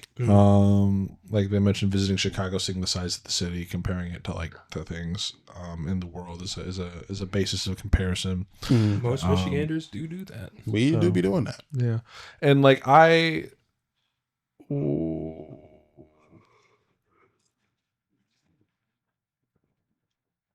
would have loved to see some details in there that would make them feel more like a local to me, but that's very That much a would've been just for me thing. Like when they were craving sushi, being like, "Man, I remember eating from Sushiyama" or something like that. He really wants that Sushiyama. I personally, I want them to mention Sushiyama, Ginza, Ando. Like, you know, I want them to list stuff. If you're going to call out where the character's from, because even if you wanted to have details about Chicago, you don't have to actually say where the character's from to say that they visited Chicago. The only thing that gives away is that they're not from Chicago if they can visit. Like, if you're going to specifically go, I am from such and such city in such and such state, at least throw a bone to the people that might be reading it from someplace. Ice skating in Rosa Parks Circle. Okay, I was right? gonna say, Like, what bone would you accept? Because like, would you say like certain bones are way too like obvious or too like anybody could say that? Like, give me something more personal, more intimate. I am not. They could give me any bones. right? Because it's like the Calder. They like, could to talk about reference the art prize. They Calder, could talk about the maybe. Calder, right? But Yeah. the more intimate details would be more fun to me. Like something like Sushiyama, where like if you've eaten sushi in Grand Rapids in the last decade, you probably have heard of Sushiyama, Mhm. right? The like something like Rosa Parks Circle, ice skating there, you probably need to be a local or do some pretty good research to really know that that's like a thing that happens. Yeah. Right. Art prize, I think, would have. Art prize is a good one. A fun little nod there would be cool. Yeah. Yeah, Mm. bit of fun detail. It's not necessary, but it would be very fun to see. Right. Van Andel Arena or something. The Varnum. Varnum. I remember A getting joke. drunk in the Eve at the Bob. A joke only honestly just me and you at this point would mean anything for. The joke is that if you can see the Varnum, you know where you're at. Yeah. A joke that's only for me and you at this point. Like, yeah, the Varnum. yeah. I mean, I remember. I know the building, right? Yeah, we like you would know the building, but me and him were making a joke on a walk one night. And I think this was before he was in the friend group. Because I remember the Dominic we were hanging out with at the time. He would tag along at the time when we were making that joke. So it was like, yeah, that's if they did make that joke though, that would be kind of wild. That would be real wild because it's like, Wait a second. wait a moment. I know who this is. You've been writing novels under a pseudonym and not telling nobody? You're fully published with audiobooks. Watch the next book that comes out in April. Just start dropping all reference to Grand Rapids. I can't wait to get back to cast on that Springfield, Sushiyama. Oh, you're saying drop reference. Oh, okay. I see what you It mean. just inserts all the references. I reflected back to my time in Grand Rapids, eating sushi. While ice skating at Rosa Parks during art prize. Like, Going to my friend's house on Street. Don't fucking die. Dots are cocktail Beep, beep that. you mean Censor. Yeah. We gotta censor that too. That's too much context. Too much context. Too much. We're listening to my favorite podcast, Kingz After Dark. You want to make our night Pirate Abu? That's the way to do it. You can do it that way. My favorite character on that podcast is Fluff. My heart would break. Wait, I would be so overwhelmed that it would tear some muscle. not flutter, not swell with happiness. It would but break. absolutely wrap back around. It would overshoot happiness to wrap back around to absolute despair. And I would be like, oh no. oh no. I've been seen. I mean, shit. The Life of Althar folks saw the episode. You never know. They did. That was one of the most. That's still wild as shit. be one of the most shocking things. I know, right? Yeah. Like that's still wild. But hell yeah, no. The Wandering Inn, or the Wanderings Inn. If you look at the cover, I'm just saying that's not a G. That's an It's S. not. That That's G an is S. a typographic betrayal. Not only is it an S, it almost looks like the Shrek S. It looks like half the Shrek S if you look at it from a distance. I see what you're saying. Yeah. But yeah, no, the Wandering Inn. That sounds interesting as shit, and I might get around to reading it at some point.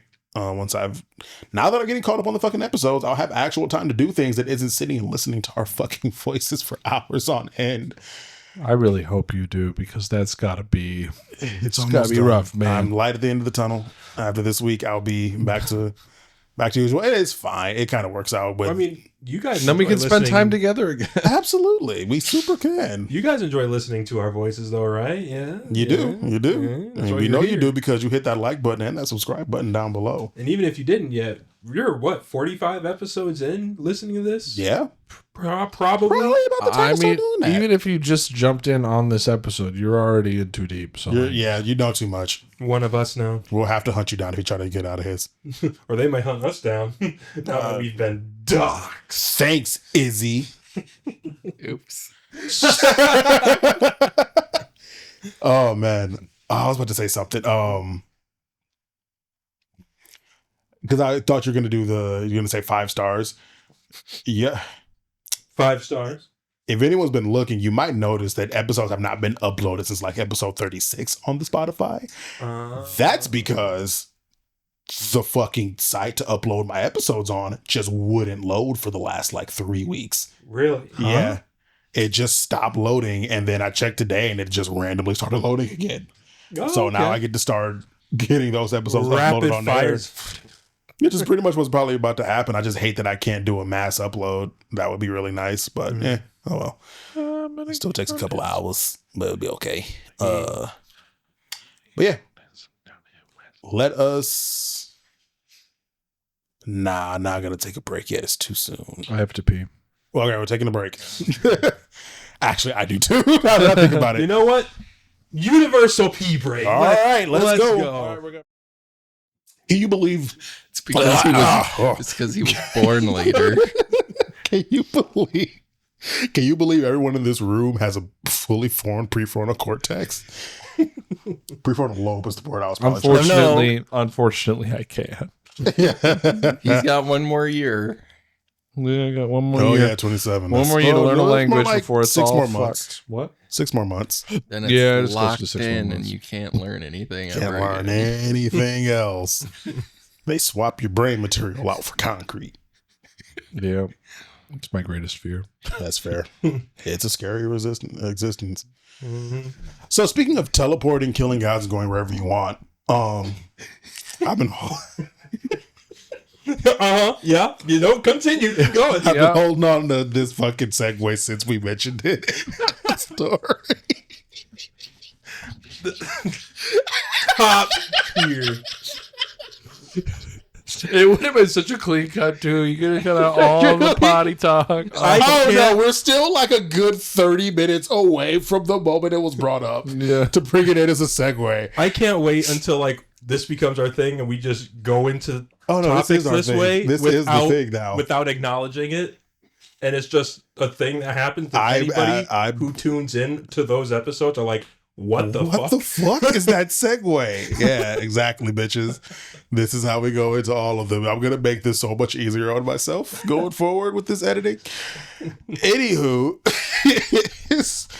you brought up, so someone is talking about how far Saitama would get in the Dragon Ball universe, realistically. All caps. Realistically. Question mark? Great question. We're not gonna watch the video because it's fucking 21 minutes long, but it's by Unremarkable on YouTube.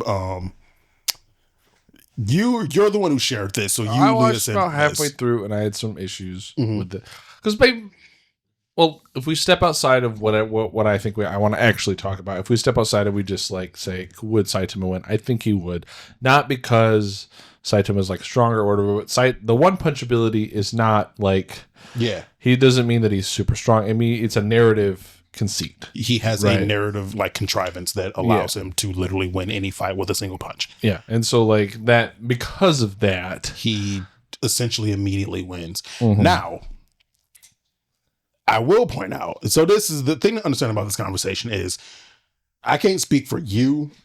I only know Dragon Ball Z. I watched the first couple episodes of One Punch Man way back when it was first airing, and so I never really kept up with it. I need to go back to watching it, but I do understand the whole like he fought the concept of entropy at one point and won the.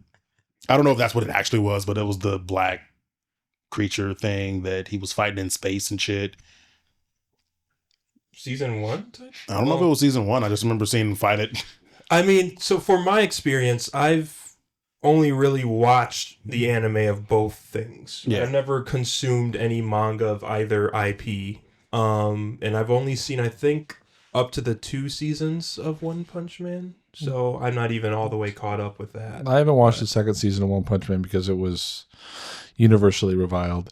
But definitely was not as good as the first one for sure. Yeah, and I've been keeping up with the manga through the end of the Monster Association arc, which I think is as far as the original web comic went, from what I understand. I could be wrong though, but so I went through as far as that goes for the writing. But I don't have a ton of experience with Dragon Ball. I watched. What did I watch? Dragon Ball Z. Probably.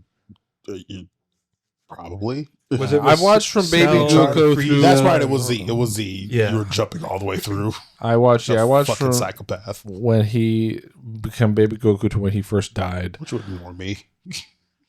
Calling you a psychopath. Wait, you watched Baby Goku? Yeah. So that was. So you watched the regular Dragon Ball all the way through. Then I watched Dragon Ball all the way through. Oh yeah. Why am I a psychopath? I watch things normally. I mean, No, I watched. he doesn't. Don't believe him. I watch things like a normal person would. Yeah, I skip through. I don't have anxiety. one I of just randomly those. skip through the seek bar until interesting shit's going on the NJ screen. does that, and it annoys the shit out of me. Don't tell me that. She does, and it makes me so sad. She's also the person who will look at who will get interested in the first 10 minutes of a show, movie, whatever, and go look it up online to see what happens. That's fair. And then I don't she disagree doesn't with need to that. watch the thing anymore and knows everything. Oh, And I'm okay, like, that's oh, weird. That's weird. And then she's a bad liar and has a hard time keeping secrets. So it's like, So she fucks you in the head. if I don't tell her, do not tell me what happens, she will tell me what happens. So, yeah. So it sounds like You two are your wife perfect is for the each other. absolute worst person to watch stuff with if you You're care the about worst person to spoilers. consume media She with. has gotten better, and she does know that when we're watching stuff together, she's starting to get better at not looking up the synopsis immediately and figuring out who the mystery person is who comes back at the end of the show or whatever, right? Whatever the fuck.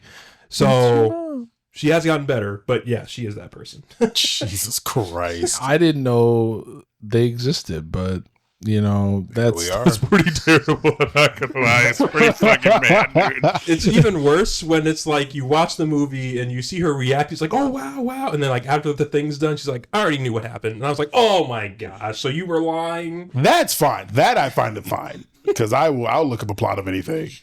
If it I don't look Because it you up. do it, it's okay. Yeah, of course. Motherfucker, when have I ever not sold y'all that I'm a hypocrite? Like, That's Stinky true. man. That's true. Fair. I've never sold y'all off as a morally upstanding person. What the shit?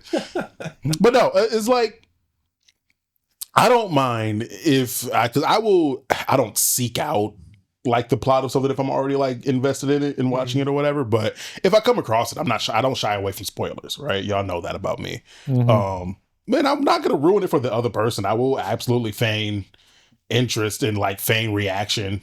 Not feign interest, feign reaction in the moment because we're both enjoying this thing together. Mm-hmm. It's telling you afterwards, yeah, bitch, I already knew. So too bad. But it's the thing you said a second ago of she'll look up the plot and then stop watching because she now knows everything. That's a weird spoiling for yourself that doesn't make sense to me. Well, sometimes I wouldn't say she does that all the time, but it's sometimes when you find out what happens, you're just like, oh well, if it's a bad ending, you're like, oh well, it's pointless. Which yeah, that's fair. And then sometimes it's like, well, okay. This happens, that happens, and especially if the movie just isn't all that great, and she's just like, I just want to see what happens and where this goes. That kind of stuff I'll do. She'll be like, okay, this is not even worth watching it, Right. which I get. But if I'm remotely invested, even a little bit, I'm not going to ruin that for myself. Even if I will think and look back on the movie as a big fat waste of time, at least I was intrigued for that little bit and was curious for the 15 minutes until it all went to shit. So I don't know. I'd rather suspend my disbelief and be in the moment of enjoying the thing instead of knowing exactly what happens the moment I get questions and then deciding whether or not I want to stay and watch the thing. Fair. Someday this thought pattern is going to get you killed.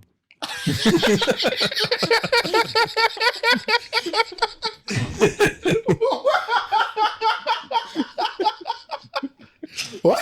You're gonna be like, oh, this is interesting, and then you're gonna wander off into the woods, and then somebody's gonna hit you over the back with the book club, or you're gonna be like, oh, what's this? It's a little bit of cocaine, and then you're just gonna get it.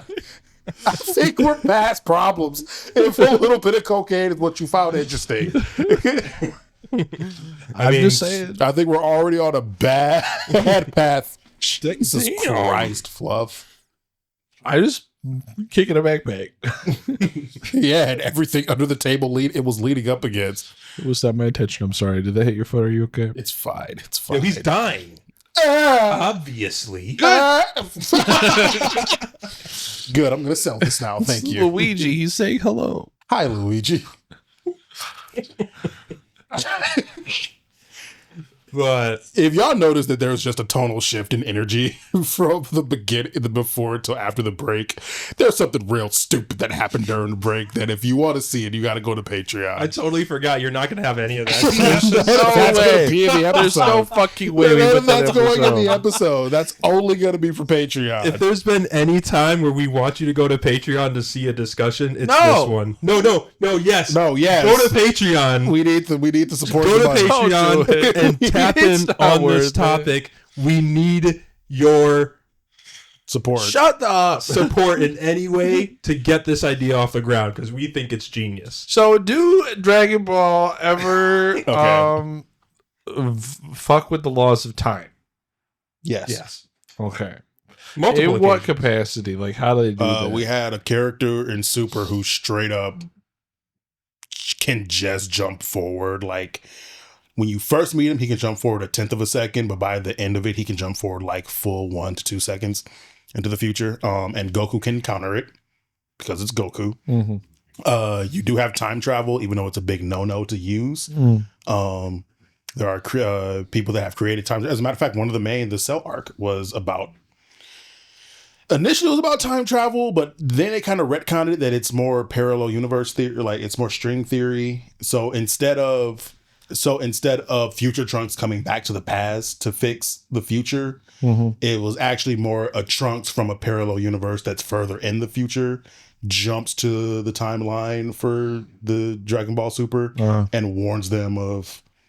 Well, Dragon Ball Z technically, and warns them of a impending possibility that they can solve in their timeline, but it doesn't solve it for their timeline. So And Trunks' timeline is still fucked. so future Trunks timeline is still fucked, but then it's no longer fucked. But then you got the whole Zamasu thing that happened in Dragon Ball Super, and all that goes on. And creatures powerful enough that exist outside of like the universes that exist in like that weird multiverse space, they can move through time up to a limit. I think like Whis can rewind time by like 3 seconds or something like that. 3 minutes or something like that. I didn't know that. Yeah, Because like there was the in Resurrection F. After Frieza blows up the planet fighting spoilers, I guess. Gives a damn. And when Frieza blows up the planet fighting Vegeta, Whis goes, I can rewind us back like 3 minutes is the max I can do, which would be right before Frieza blows up the planet. That's a And whole then- Dragon Ball arc, honestly. 3 minutes. That's It is. It is. And so he rewinds him back, and that's when Goku comes in and steals the kill because Vegeta didn't do it in time. So yes, time bullshit is not heavily relied upon, but it is used. with as long as a series as Dragon Ball is, it was only a matter of time before time shit became a thing. That makes sense. Because in the Monster Academy or Monster Association, I keep saying Academy, it's Association. The Monster Association arc, One Punch Man gets so good at punching that he Thank you. gets so good at punching that he punches back in time. And I was gonna try and correct him off camera, but at this point, it's just I'm gonna keep doing it on camera. Get it off your nose, you asshole. but they gotta hear that. In 4K. Hear it in 4K. But yeah, and so like I had never seen a feat like that from a Dragon Ball character, so I was curious how. Sorry, I was distracted by your mic. Say what happened in the Academy again? So in the Monster Association sorry. arc, I've infected you.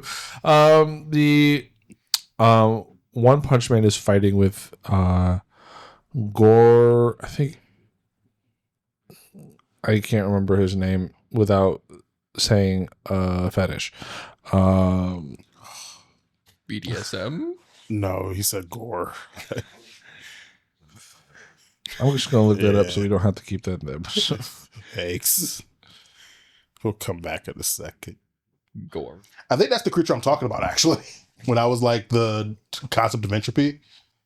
I think that's what I was talking But about. he's the guy who starts off as normal and he wants to be a monster? Yeah. What? And by the end of that fight, sorry, spoiler alerts, I guess.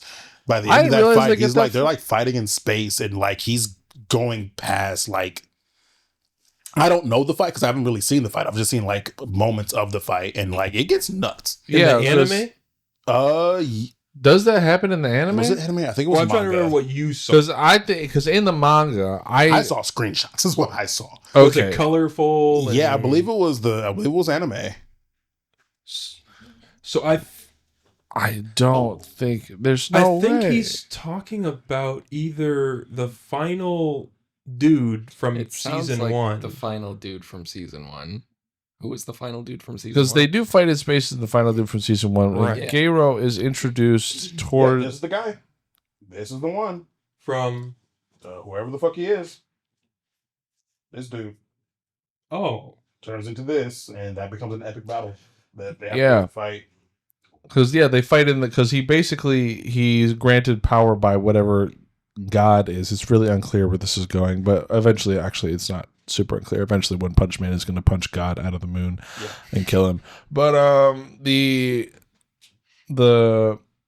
but he gets in a battle with Garo, and Garo's basically taken some of this power from God, and he's getting so good at using it that he's going to destroy reality if he's not stopped. And so instead of killing him then and So destroying, when I said he fought the concept of entropy, I was correct. you were correct. I just thought you had the wrong time point because you said it was in the anime, which if season 2 got to that point. Okay, and then it was the manga. I am very sorry. Because like I read that in the manga sometime last year. I didn't think that season 2 would have gotten that far.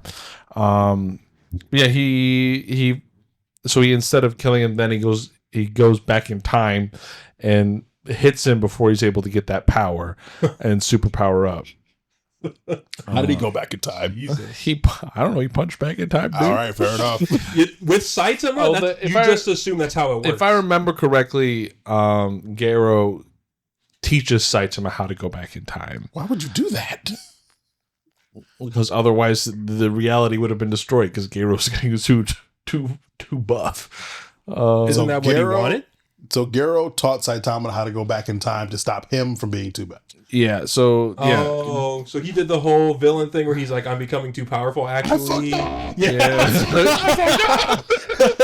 I need you to kill me before I blow everything up. Yeah, I can't remember if it's that he's going to destroy reality or like how exactly it was contrived. But Things are out of hand. things are out of hand, and I gotta send you back in time. And so he sends Saitama back in time, and then their separate selves combine, and he forgets everything that happened. I see. Or either that, or he's too fucking stupid to figure out what happened. Okay, fair.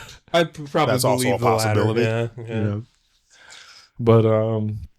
But yeah, so I was wondering if anything like that or comparable to that has happened in Dragon Ball, because that's a feat that like it's happened for some characters and some like maybe like martial arts cultivation stories that happens. The stuff like that happens, but it's like way Time travel to some degree has been figured out, experienced, and touched upon within Dragon Ball. Like I said, with the Trunks thing, it's kind of got retconned into more like parallel universe. Well, I guess not, because technically there are already parallel universes. So this was more string theory timelines, parallel timelines, we'll say. But there are magical creatures that can traverse through time if they really want to. Goku himself has not done a feat in which he has Goku can warp space-time more than he can actually control like warp time itself. Like, so his instant transmission is a manifestation of warping space-time around him. He essentially creates a wormhole that he steps through and just walks through to whatever destination he wants to go to. At least that was the way they explained it in it was either a movie or it was in Super at some point where they just straight up explain how instant transmission works. But the idea of just traveling back in time to affect as an extension of affecting future events has not really been done by Goku himself. I don't know, this whole question of like who will win, Saitama versus fill in the blank. Yeah, or any character versus any other character. Yeah, is always going to be weird because like the classic one is Superman versus Goku, right? Mhm. Who wins in this?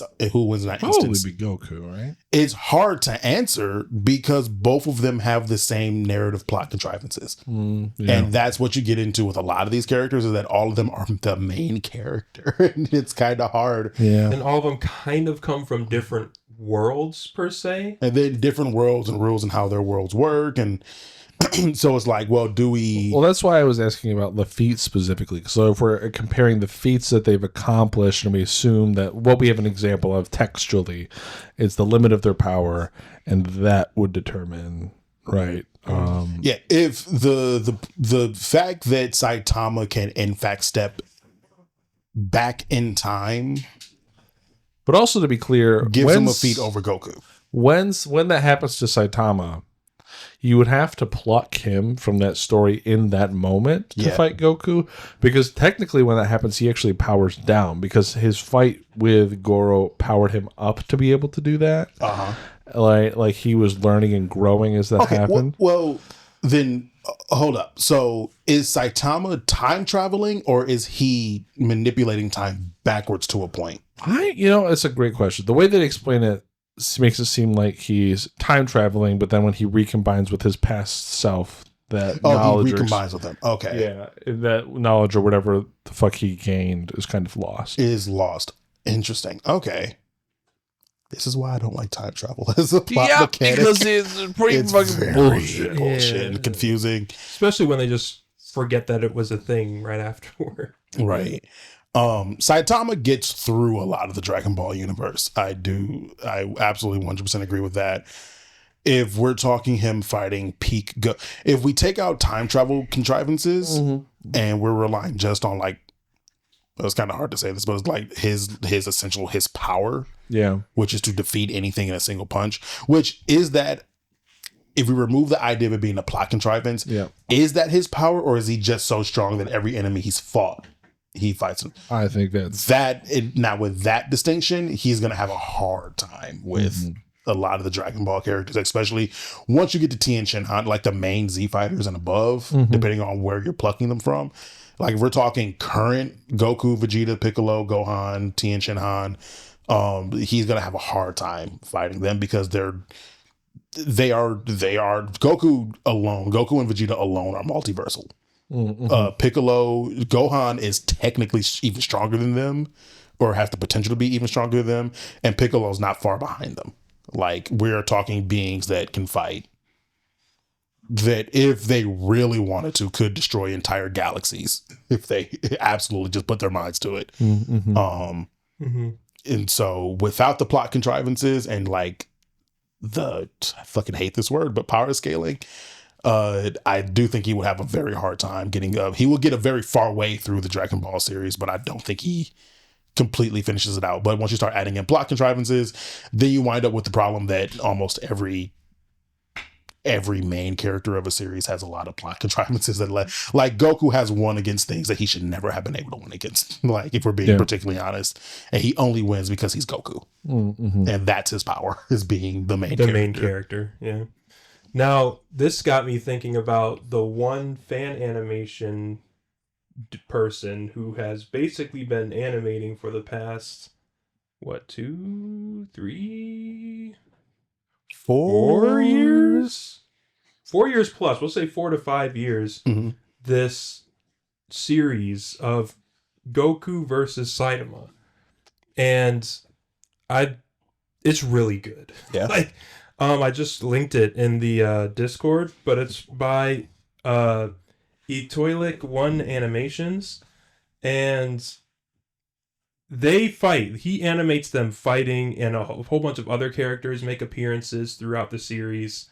And that's 42 minutes. Yeah, don't watch it right now. But what I'm saying is, check it out and watch it, because it actually kind of dives into kind of the different feats of all these characters, and the whole, Saitama has to fight the character and he learns the fighting style and grows as he fights. Like, I don't know. This animator does a really great job with these characters and their interactions, and puts a really good realistic front up on how these characters probably would go at each other. But I don't know. The animation's really great. The voice acting is really good too, and he's still working. I'm pretty sure he's got like a whole group of people now helping him out. I don't know, but he's still working on it. I think the one I posted was part like 1 through like,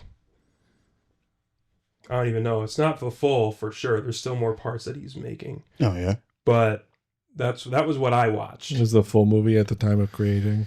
Yeah, 2 years ago. Oh yeah, 2 years ago. He's got even more stuff. And now there was a year ago he had Goku versus Saitama Part 4. Mm-hmm. So yeah, and now Superman's here and the Hulk. Yeah. It looks like Thor. Am I seeing Thor in there? I think you saw Thor in there. Maybe, but I don't know. It's really good. It was Vegeta. Yeah, I think that's Thor. No, that's Vegeta throwing Superman. It looks like It's not nearly as popular, but I would love to see some characters from some. I can never say the. I've been calling it cultivation, but it's not the proper genre name. But you know, from that sort of genre, I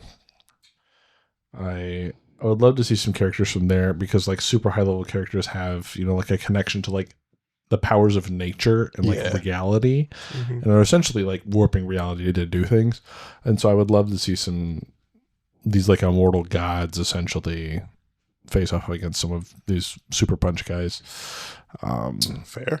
Mm-hmm. Yeah, it's the conversation of what character beats what other character. I think there was an age in which I would have fun with that, and it's hard to have fun with it. Just because knowing all the different things, just once you know about it, because it's really hard to create a level playing field to really stack these characters up. Well, I think it's interesting to think about how the different powers and their different capacities would interact with each other, because oftentimes, you know, when you're arguing about this at some point between like 15 and maybe like 22, right? It's often a lot of that is more to do with how much you've tied yourself to these media franchises. Which camp are you dug deeper into? Than it does, especially because you're so much more familiar with how badass that your favorite character is. And I think a fair question to ask when you're talking about that is one of how far would this character from this franchise get in this other character's franchise's world. Right. So it's like we talked about how far Saitama could get in through, you know, the Dragon Ball series. Well, how far can Goku get through you know, all the trials and tribulations that Saitama has had to go through, right? Like how would he fare against, you know, Bro and you know, that whole godly dilemma where he's so powerful he's about to rip time apart, space time. Like how would Goku handle that? Like, you know, I don't know, there'd just be some you can make you know, arguments for both sides in that scenario, in that case. So yeah, I don't know. Not an easy answer. Sometimes the fun is in the debate. It's Saitama, fuck you.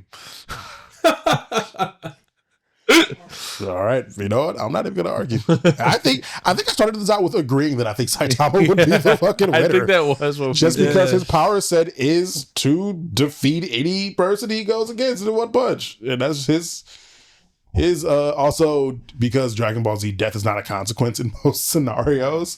The willingness to die and then just come back stronger than Saitama would just kind of be how it goes. And then you're stuck in that cycle for forever, and that's exactly how this Goku versus Superman debate goes.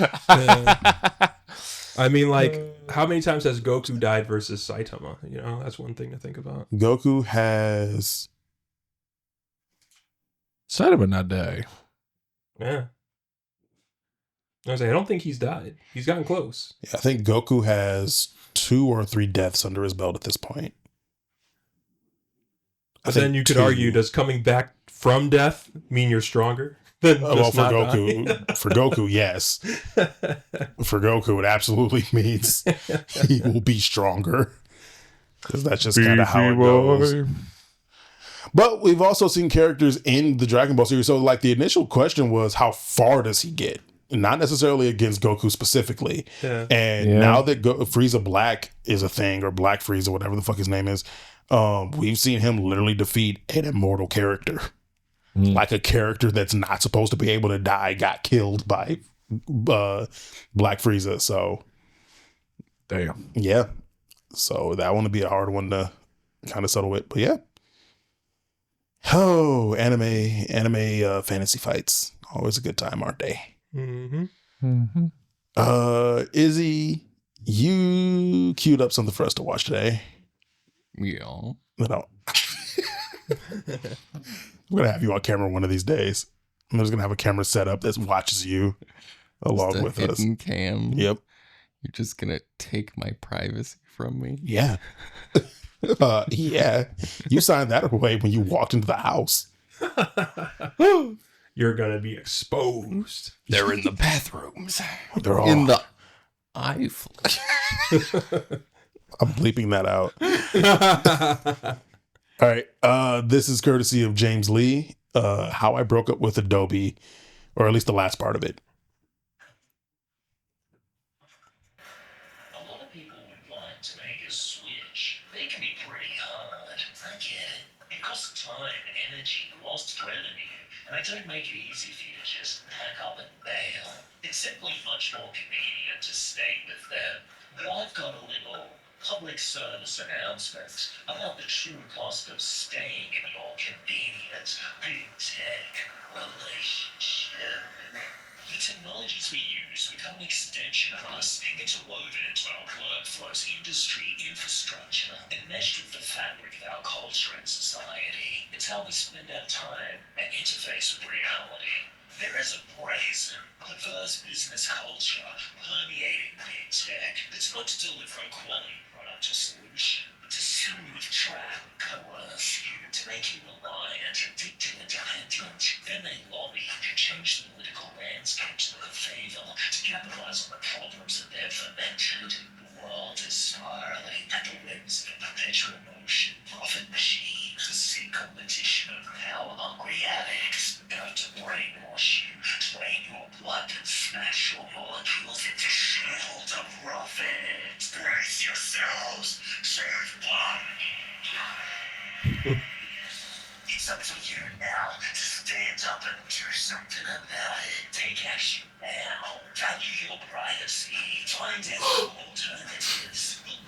Someone already felt the value in his privacy.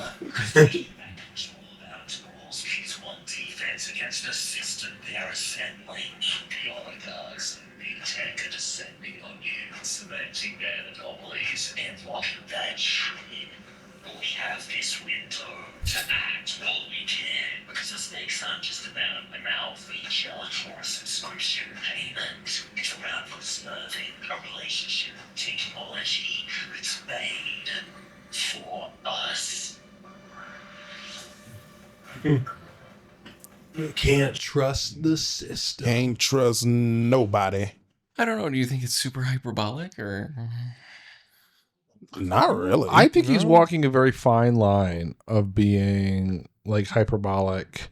I think it's half played up for jokes. I think it's yeah.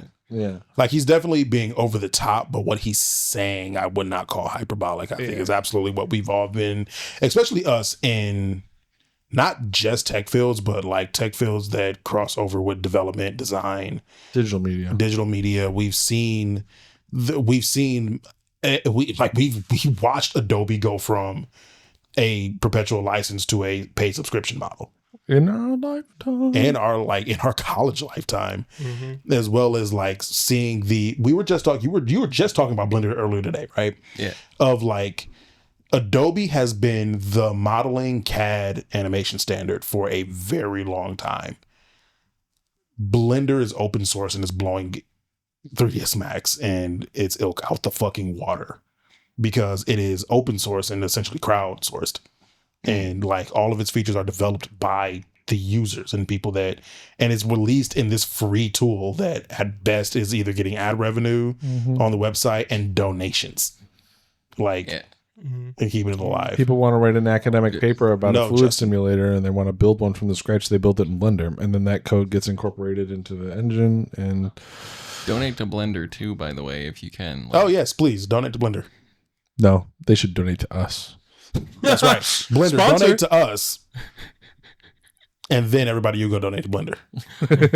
And by But extension, we demand a 10% cut of every donation you get from here on out, whether they came from our channel or not.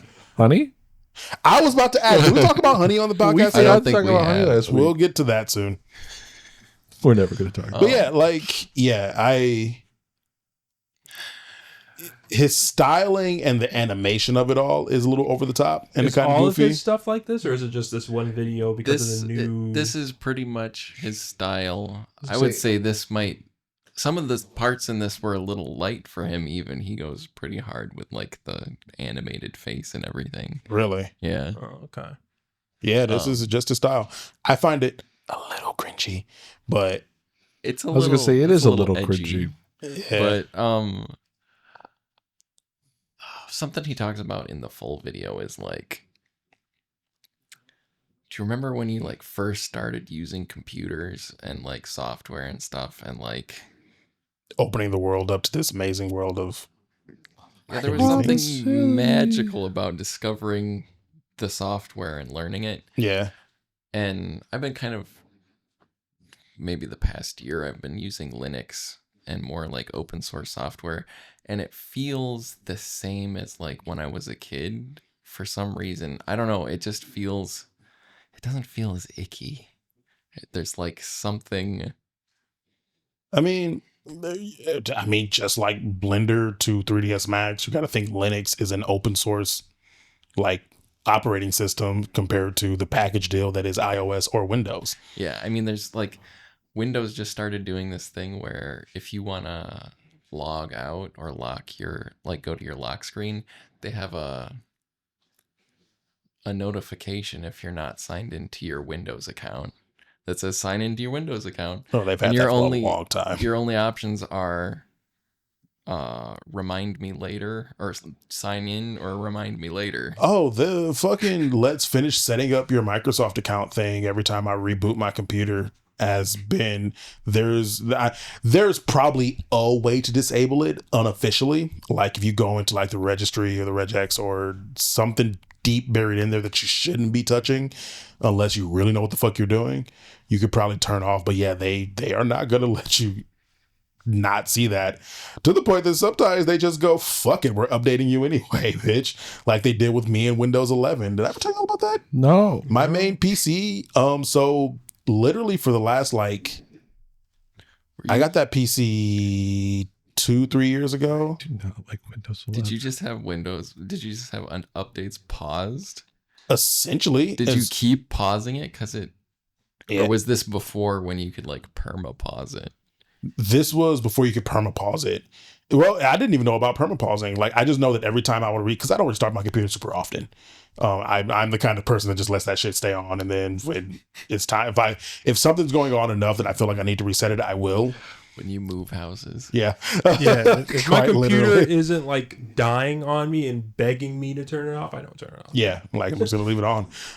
But the few times I will return it off over the course of like 2-3 years, it will come in and it's like, hey, you want to go on an update to Windows 11? I'm like, no. Until one day I had it on. So it wasn't even just an update. It was a Like from 10 to straight up, 11. yeah, like Oh, wow. straight up, I did not shut my computer down. Power did not go out. Something did not restart this computer. I forget, it was either I left the house or I went to sleep. I can't remember if it was overnight or mid of the day. I'm leaning towards, I think I went to bed and woke up to it reset. And like, I just went to bed and woke up and I was looking, because my computer, it happened here, by the way, not long after we moved in. Like because my computer is like in the corner of my room, at the end of my bed. And I remember I woke up and I looked at my TV And I could, because my workstation is Windows 11. I know what that fucking interface looks like. And I just wake up to the Windows 11 interface on my main PC. And I was like, for a half a second, I was like, why is it connected to my work PC? And then realized, no, that's my main PC. They just auto updated through the night one time. They really said, fuck you, bitch. Fuck you, bitch, and just forced an update. And I was like, wow. I know that like Windows 10 is going to be unsupported Yeah, later this year. And they're like basically like forcing everybody like, hey, you want to update before that happens. What happens at that point? You're just... Like, you could probably still use it. You can still use it. It's just most of the time, most software, any software you use that relies on updates to create fixes and get you new versions of it, most of the time they're forced to also start updating for the newer thing, and they'll just stop. Literally, you just stop getting updates to your PC. So if something goes on, if there's a security issue that gets found, that will not get patched out going forward. If new software or any kind of software requires certain security updates or certain updates of Windows to work, you will no longer be getting, because we're no longer updating this, you're no longer going to be getting those updates on software that you use. So literally it just becomes obsolete, and like you're now using something that is defunct. It's the same as if you have a VCR. You can have a VCR and still use your VCR, but if you want to watch the new movies coming out, they're not coming out on fucking VHS. So yeah, not really much you can do. And if a part goes bad or if something goes wrong, like there's your recourse for fixing it is null and void. You have to either know how to do it yourself or you're shit out of luck. That is essentially what happens when you keep using an outdated operating system. SteamOS is coming out like to the public. Really? It's on like a third-party handheld device now. I can't remember who makes it, but really, yeah, that's kind of interesting. I don't know how much, like, I don't know if it's going to be like a desktop OS where you can run programs, or if it's just like Steam. Isn't SteamOS just being ran on top of something else? It's basically Linux. It is. It's run on. Is it Unix that it's running on? I think it's the Linux kernel. Oh, okay, yeah. I don't know. I'm not. Something I remember, it's something like that. It's just being run on top of Linux or something like other, which I mean makes sense. But yeah, we'll see how that goes. Yeah, who knows? I don't think I have it in me. Like it's funny because he was just saying it. Sometimes it's just easier to stick to the thing you're already using, and honestly, I'm in that. When it comes to operating systems, I'm already in that mode of like, I'm gonna make this swap. We'll see. We'll see what happens when I get a new computer here in the next couple of years. Fair. I say if you can like I'm dual booting, so I've got a hard drive for Windows and hard Linux, drive for, which is nice because then you're not just like, I don't know how to figure this out in Linux, so I'm effed.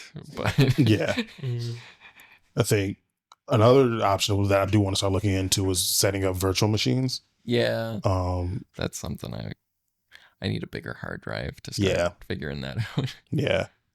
But that's something I do want to start looking into. But yeah, no, I think what James here was saying about like, we've seen how scummy the major software companies have been. Like Adobe has been, like, I'm so glad I don't really rely on Adobe, even for my job. Like they switched us from Adobe to Infinity. As a matter of fact. Oh, nice. So now I have the Infinity Suite. Oh, sweet. I don't think I can have it personally. So if I ever leave my job, it won't move with me. But like we now use that. And like I said, I don't think I've not used anything Adobe on my main PC since forever. Like I use GIMP. Yeah. And that gets me through what I need. Well, you're already there then. I'm already there. Like with that, when it comes to software, I'm already using and it's not even that I'm necessarily just using all free to use. Like I use DaVinci Resolve, and DaVinci Resolve is really fucking nice. Yeah. And nice enough that the free version of it was so nice that I went on and paid the $300 to get, or $240, $250 to get the actual paid license. And it's been really fucking nice. So I have no need for Premiere or After Effects, even though those are what I was trained in. Mm-hmm. But I don't need them anymore, and I'm glad I don't have a reliance on Adobe. The only thing I still need now is a PDF editor, like combiner and creator, and most of that you can do online anyway. So Affinity publisher. Sure, I mean on my personal PC. Oh, gotcha. Which I will probably end up just getting the Infinity Suite if it ever comes down to absolutely needing it, because it's not a lot. Black Friday, it was like $80 for the whole thing. Exactly. Like luckily, like for me, I just don't do enough. I don't even create documents that much. Yeah. So I don't need to update. But if I ever do, it's probably gonna be the Infinity Suite. Yeah. And just call it a day. Infinity's so nice. Like it's got non-destructive filters. Like color masking, so you can mask based on like a color in the mask. What's the other big one? The selection tool is great. Like it just kind of knows. You make a selection and then you refine it, but the refiner is really good. Nice. That's pretty sweet. Yeah, no, you ain't got to sell me on it. It's like it's I'm always gonna be been a corner, and like I've always been eyeing it from afar. Like same thing with Blender, you know, as a Maya and 3ds Max before user. Like I've just been eyeing Blender. I've been eyeing Affinity suites and everything. So you've done quite a bit of sculpting, right? Like ZBrush, yeah. Yeah, because I just started using Blender. Like, kind of the sculpt mode is what got me started in it. And it's like having 3ds Max and ZBrush, and you can just flip between the two of them. It's really cool. Yeah, I've been intrigued for sure more than once, and it's only getting more and more apparent that Blender is. Wait until you find out you can do texturing in there too. In what? In Blender? Yeah, it has like a whole like it's an all-in-one tool. It's kind of sick. Really is. And their animation tools are getting updated to like they're cooking something crazy. Nice. Like they're getting that's the one thing that I've been hesitant to switch over for is the animation tools, and apparently it's been getting an overhaul. I think the next update is going to be crazy. Yeah, that's what I've heard. Yeah. Because I've been interested in it for a while too, but it's just the time to... It's like you know how to do everything in the software. I guarantee it. You just don't know where everything is. Where it is. Yeah. So... start taking a lot of looks. If you've been using something for a long time, just because you've been using it does not mean it's the only option. And sometimes you don't know what the better options are. You don't know if the next thing might just be a better option and is a lot lighter on the wallet for it. Because and doesn't crash so much. And doesn't crash so damn much. And there's less resources on your your computer. Freaking After Effects just eating up all of your resources, bro. Right. Oh, it's so annoying. Yeah. Like it's the top companies have been top dogs for so long. They expect to just be on the top. And it's nice to now have options that kind of force them to really examine and go, oh, we're not going to just hold the top spot because we've been up here. Yeah. Like people are wising up. And also people just can't afford your fucking however fucking much a month subscription fee. $20 for like Photoshop and Lightroom. Yeah, that's like, what it was when I last saw it. Yeah, and I think it's still around there. Yeah, it's still around there, but still, that's too fucking much. Like most of the times, like either I'm gonna let my job get it for me, or I'm just not gonna. I'm gonna find something different. Like doing this podcast is what pushed me into using GIMP. I was like, I need something so I can edit thumbnails, even though I've not been doing thumbnails for the last 30-ish episodes. No, not that many. Maybe that many. It's close around there. But I think the last one I did was like 20 or 21, but it's also been like, it works. But it's like, I do still use to edit like some small stuff and some of the images and stuff we put in the episode. But it's like, that's what pushed me to need something. I was like, I'm not paying $20 for a Photoshop subscription. I'm just not going to do that. Yeah. And I just looked and it was like, well, Infinity's out there, even though you do have to buy the license for it. GIMP is a free option that works totally fine for what I need it for. There was, I can't think of the name, so I'm not even going to depend on it. But the point being, there's a lot of options out there. Look through the options and don't be afraid to move over to the next thing. and try out something different, because these companies need to start seeing that they are not the only, like these companies are going to try to monopolize the best they can, and we have to stop allowing them to, because in some ways, like, we let them be the only ones because we just go, this is what I've been using since I was in college, so I'm just going to keep using it. Mm-hmm. It's like, nah, time to start doing something different. I think I'm going to do my own thing. We got to talk about him, by the way. The voice actor for, did you hear about any of that? No. This will be a topic for next week. As a matter of fact, there's a couple things we're going to leave for next week. I was going to talk about Echoes of Wisdom today, the Drake shit, and then some other stuff that's kind of pushed that all the way out. So I'm gonna leave that till next week now. Yeah, we've got a few game stuff to talk about, actually. Few game things. I know the Lego thing we'll leave till next week. Hyperlight Breaker, I think we're gonna leave till next week so we can give you a chance to like dig into it now that you know that it's the thing. Also, you might just want to play the early access demo and give us a first look into that. So we'll leave that out for next week. Know that we are aware of Hyperlight Breaker, that the early access went on sale today, but we'll talk about that more next week, possibly. And we never talked about it again. And then we never talk about it again. Catch us in our episode where we talk about the things that we didn't talk about again. Well, if you really want us to talk about it, leave a comment. Yeah, leave a comment. Are we gonna? We are gonna end this off with a Reddit post though. You might be familiar with this one because Smosh. I got this from Smosh actually. Oh, you did? I have not. I actually tend to stay away from their stuff because it's so negative. I can only take them in small bites. That's fair. What is the trigger warning associated with this? Public humiliation. It's not that bad. Okay. Trigger warning, that's my fetish. All right, so I'm reading this from Best of Reddit Updates, but this was originally posted to r/relationship advice. So it says, I found her I'm editing out words. So this is a 26-year-old man talking about his 28-year-old girlfriend. I found her TikTok after we went on a date. I say girlfriend, the girl he went on a date with.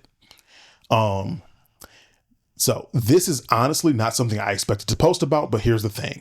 I have known this woman for a while since we were in the same friend groups. She's a nice person, attractive, and honestly, I've always enjoyed my talks with her. A few weeks ago, I asked her out on a date. I figured if she says no, it's fine, but she actually agreed. We went on a date this past Saturday, and honestly, I thought it was awesome. We went out to dinner and I'm tripping over my words. We went out to dinner and drinks, spent the rest of the night talking, and we even took a walk on the walking bridge over the town's lake. It's not a big one. I dropped her off and was elated. I absolutely loved the night. However, that night when I was scrolling through TikTok on my bed, a post from her I didn't follow nor knew she had a TikTok appeared on my For You page. Essentially, she said in the post, getting ready for a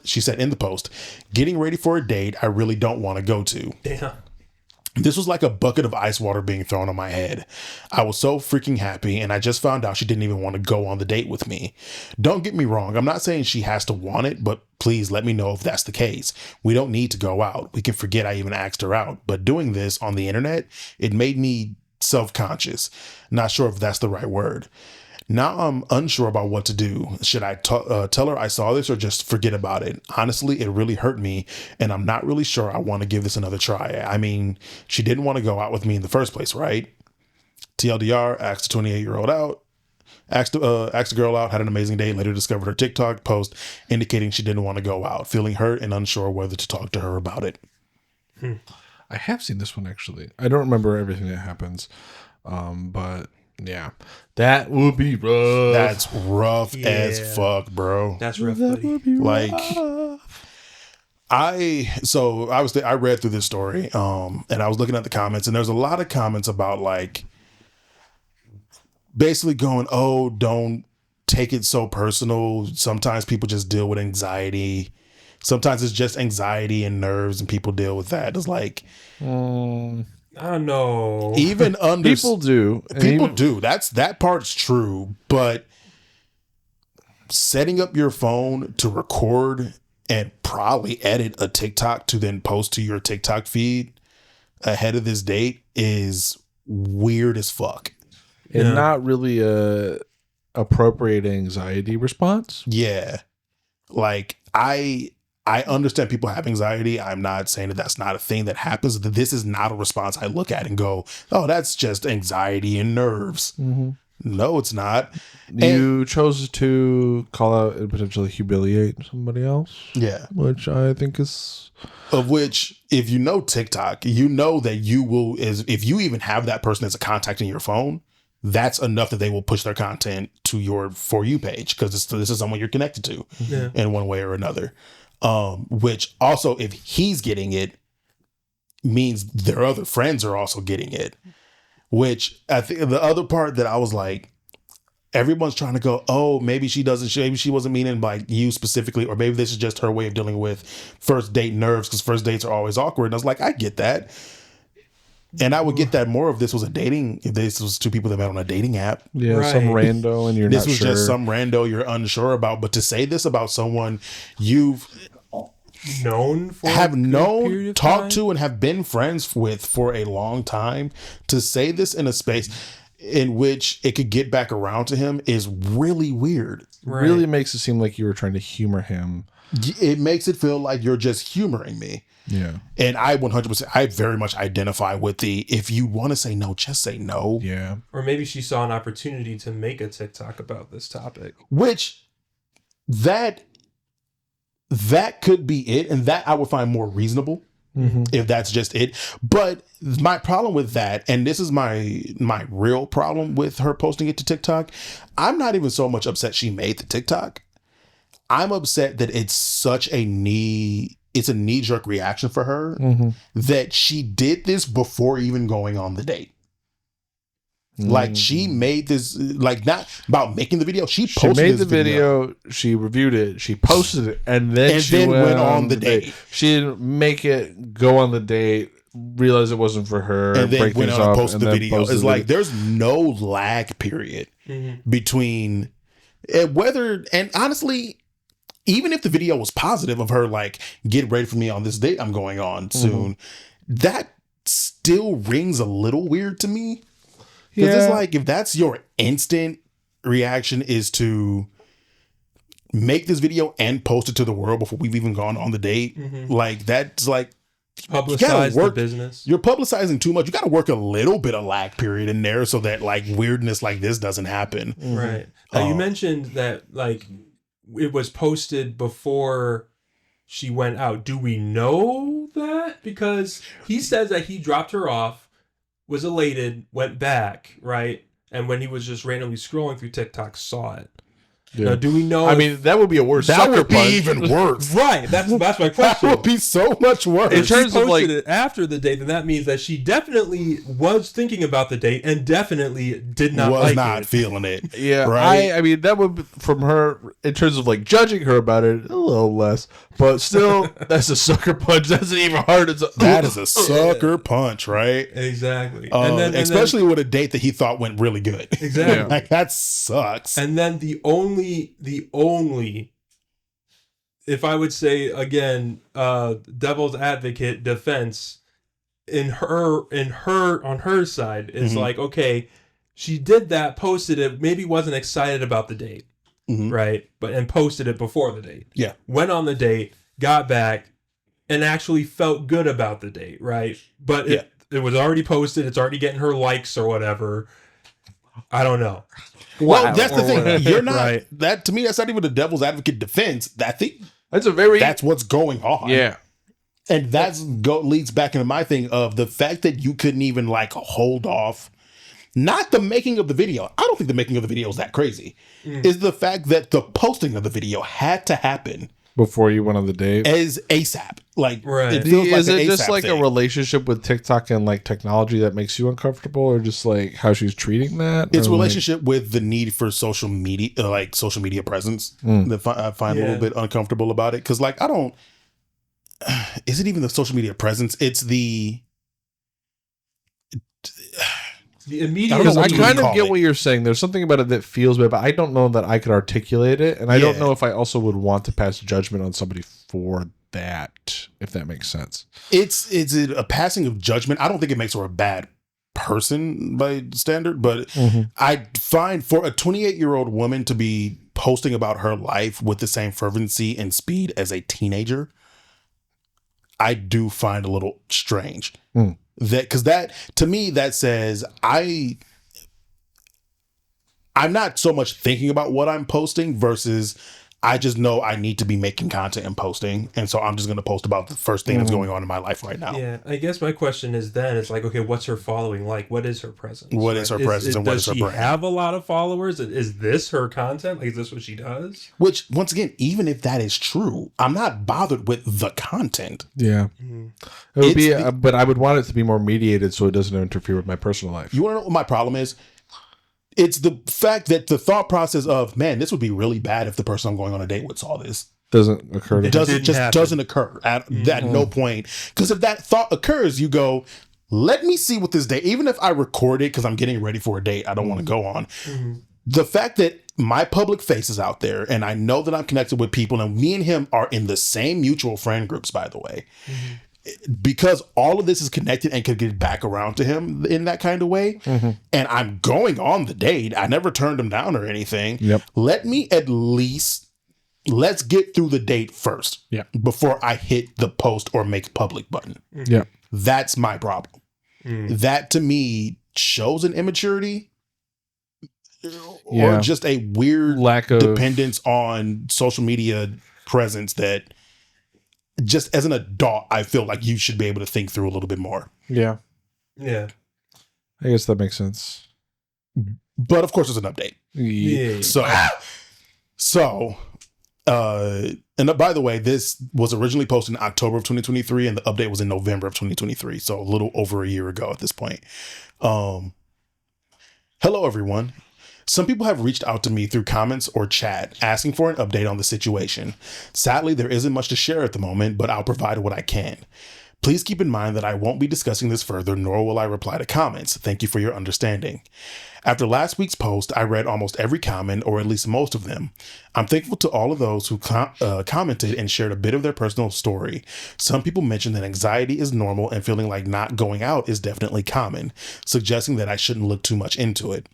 While I agree with their perception and see no fault in not feeling like going out, what bothered me the most in this situation was having to post a TikTok for a significant audience.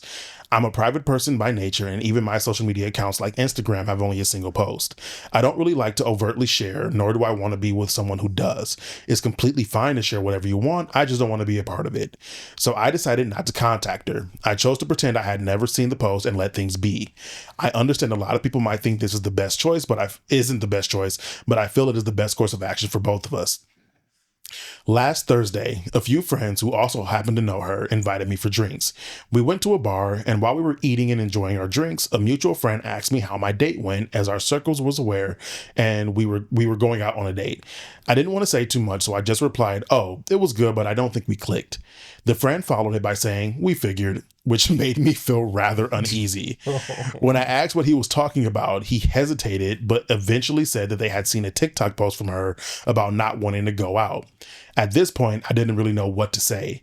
The situation is just incredibly messy for me, but there's not much I can do about it. Still, I wasn't going to mention it, nor did I try to look up if there was any update on her part. In fact, I deleted TikTok after that incident. It just wasn't doing me any good. Nevertheless, this past Saturday, she sent me a text. She mentioned that she enjoyed our date and asked if I wanted to go out again. I understand. Wait, pause. He said that there was nothing much crazy that happened. Like, this is a pretty significant amount of stuff that happened. I don't know why he totally said that there wasn't much that, Yeah, there's not much to share at the moment, but I'll provide what I can, right? Like, that's a lot of information. This is a lot. I understand that she clearly stated that she enjoyed our time together. However, I don't want to be with someone who exposes so much of their personal life. It's not something that would be good for me. So I decided to tell her the truth and sent a text explaining that while I absolutely enjoyed our date, her company, and that I thought she was an amazing woman, her post from the night of our date came across my For You page on TikTok, and it made me feel really self-conscious. While I understand that she enjoyed the date, contrary to what she felt at the time in the post, I didn't feel comfortable going out with someone who has such a high level of exposure online. I wished her the best and expressed hope that she finds someone whose lifestyle aligns with hers. She has read the message and left me on red ever since. I don't think she will reply, and I don't think we'll have a lot of social interaction going forward. I'm sorry if this wasn't the update you guys were expecting, but yeah, sadly, that's what the situation became. Anyhow, wish everyone a good day. And that's the end. Damn. Yeah. Yeah. No happy end. That is a deeply realistic ending. That's a very realistic ending. Deeply fake. Fake for sure. Absolutely. But no, like I think believe- I think that's actually, as much as I would have liked her to continue to do the thing, as much as I would have liked to see some more positive, I think being like, okay, I'm actually uncomfortable with this. Even if she loved it, I'm actually just, this whole situation makes me rethink whether or not I actually want to have a connection with this person, and then sticking to that. Feeling. I respect that. I think so. Something I kind of like about this is that as you read it, while the TikTok is kind of the main impetus of this whole situation, he realized that they're just incompatible. This isn't about him being upset about the TikTok. He's actually not that upset about the TikTok. Yeah. He just goes, you know what? I just don't like that you had to post about that. And I feel like that's just going to be a pattern I don't want to go down. He realized that relationship could kind of go south really quickly because, they're both two different people. Yeah. Like, I don't like, man, my dad's the kind of person like this. Like, he does not like he will post pictures. He'll let my mom post pictures of them together. Obviously, like they're taking pictures together.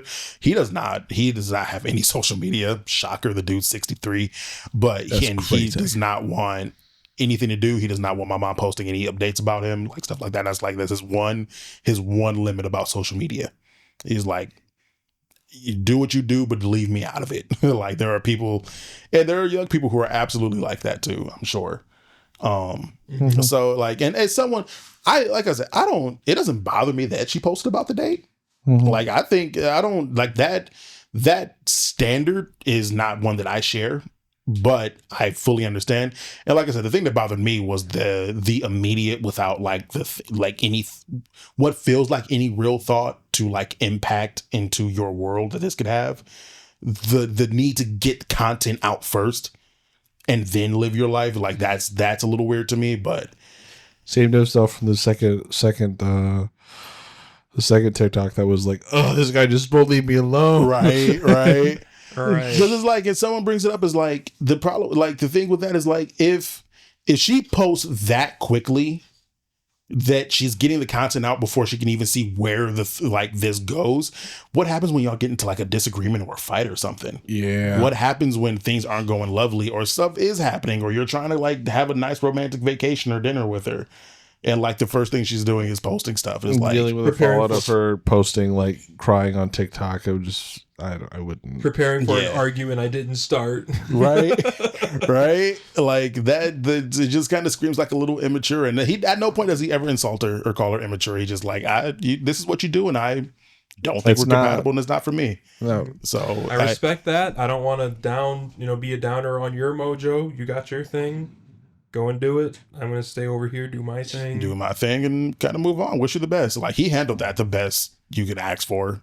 I don't know what I was expecting. I think I was expecting something a little more dramatic or drastic, but in the end, it was just like, I handled this very well. Yeah. And thank you. She ghosted me, and she won't talk to me anymore. Well, that's how it goes, isn't it? Huh? That is the one thing I'm looking at her like. Part of me was really hoping she just has been like sitting on it, trying to think of the words of how to reply, and just hasn't. And he will update us and go, "Oh, she replied, and this was it." But he has literally not. He has. I get the feeling that even if she did reply, he's probably just like, "I'm done with posting about this." Yeah, and I think he was very, very clear on that. So it's like, fucking good for you, bro. Like, sticking up for, like, you know what you're looking for, and you know what you're comfortable with and not comfortable with. And even so, there was a lot of comments about like, you're really going to ruin this chance to go out with this girl you really liked because of this incompatibility. Like, that's kind of how healthy mindsets and relationships work. But because if you recognize the incompatibility, my favorite part were the people calling them out immediately, going like, that's called not being desperate for attention from the first person that'll give it to you. You're kind of telling on yourself a little bit right there. It's almost like when you could actually get a date with people and you're not fucking freaking out about it. Yeah, you don't want a toxic or unhealthy relationship. Walking away from things that are not compatible with you is not that hard to do. Like, yep. but yeah, like, yeah, it's as technically four people sitting like on a podcast right now, like recording themselves to put out to the world, and like folks who are not shy from social media space, right? Like this is not about her having done something wrong. My feelings and his feelings aside, like what she's doing, like it's not hurting anybody, technically speaking. Yeah. Well, and it is kind of funny think a little more about that, but each of them ran to their respective social media platforms to discuss. People did bring this up, by the way. It is she went to TikTok and discussed it, and he discussed it and people are kind of calling him a hypocrite for that. I don't think it's that hypocritical. I would not agree with that. I think it is a little bit of apples and oranges. And a little bit ironic. To a degree, and a thing to chuckle about, but it is absolutely an apples and oranges kind of situation. An anonymous discussion with the seeking advices. Seeking advice about this thing in an anonymous way on a website, even if it does blow up and reach a ton of people, which it did.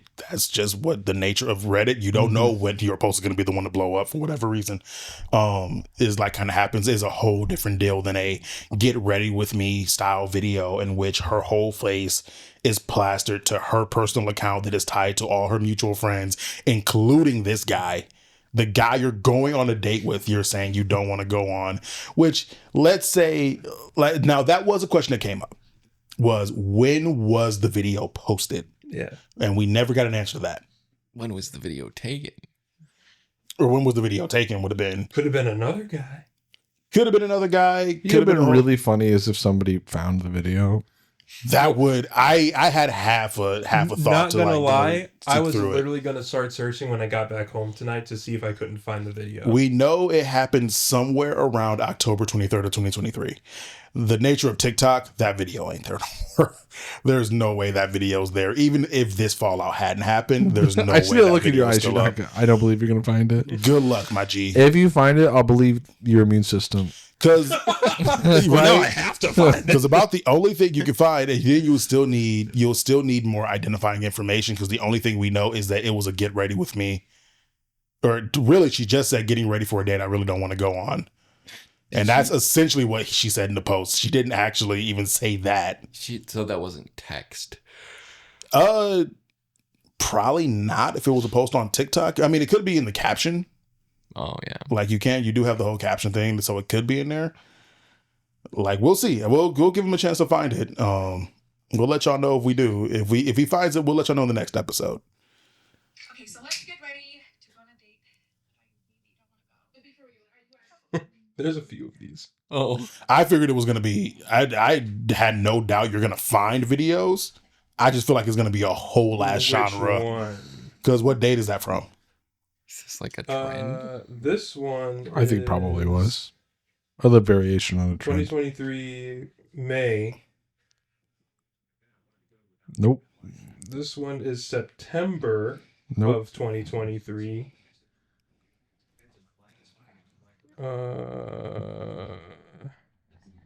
January, May, November 2023. I'm not going to sit here and wait for you to do the search, my guy. Yeah, we're super not about to wait for it. Yeah, don't wait for it. But my immune system is real. I didn't say your immune system wasn't real. I said it's not as... I think the abilities that you prescribe it's to real it and powerful. Okay? It is powerful. Everybody's immune system is powerful. But Yours mine is more doesn't so. defy the laws of nature. He doesn't believe in your immune You're not a system. Mino boy over here. I am. Yeah. Was there anything else we wanted to? Anywho, yeah, no. Stick up for what you believe in. Like, Yeah. You don't have to date the first person that comes up to you. And knowing what you're about and what you're not about is a fantastic way to navigate the dating scene.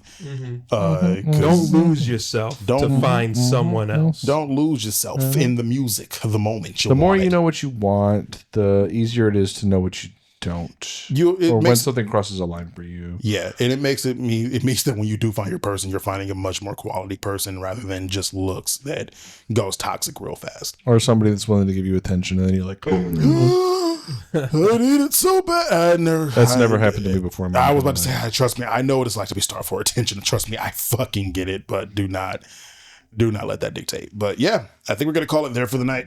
We've been going a little over 3 hours. Ugh. Yeah. So yeah, look forward next week. Some Hyperlight Breaker, possibly. Definitely some Zelda's Echoes of Wisdom. I'm not letting. We should start out with that. We want to start out with it next week. Yeah. All right. Look out for that for the first bit. Maybe there might be another Drake update. We'll fucking see. There probably will be. What's the beef? What's the beef? That's the new segment name. Let's do it. What's the beef? Technically, there's something we could talk about because we could talk about the Joey Badass shots at the West Coast.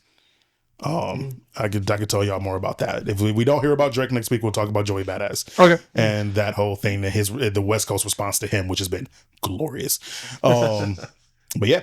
So yeah, that's it for tonight. Mm-hmm. Y'all know what to do. Y'all know the deal.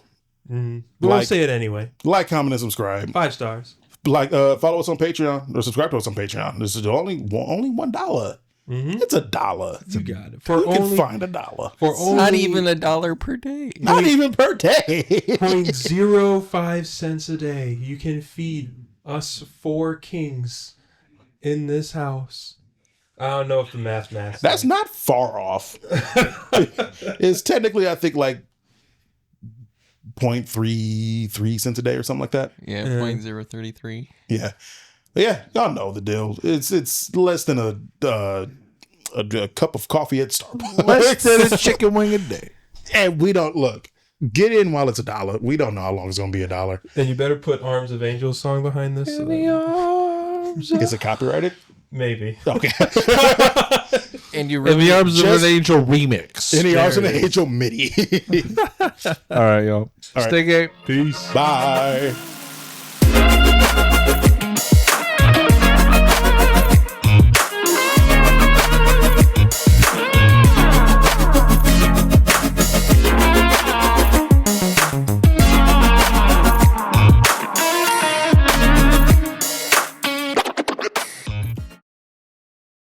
This is the story of a turd.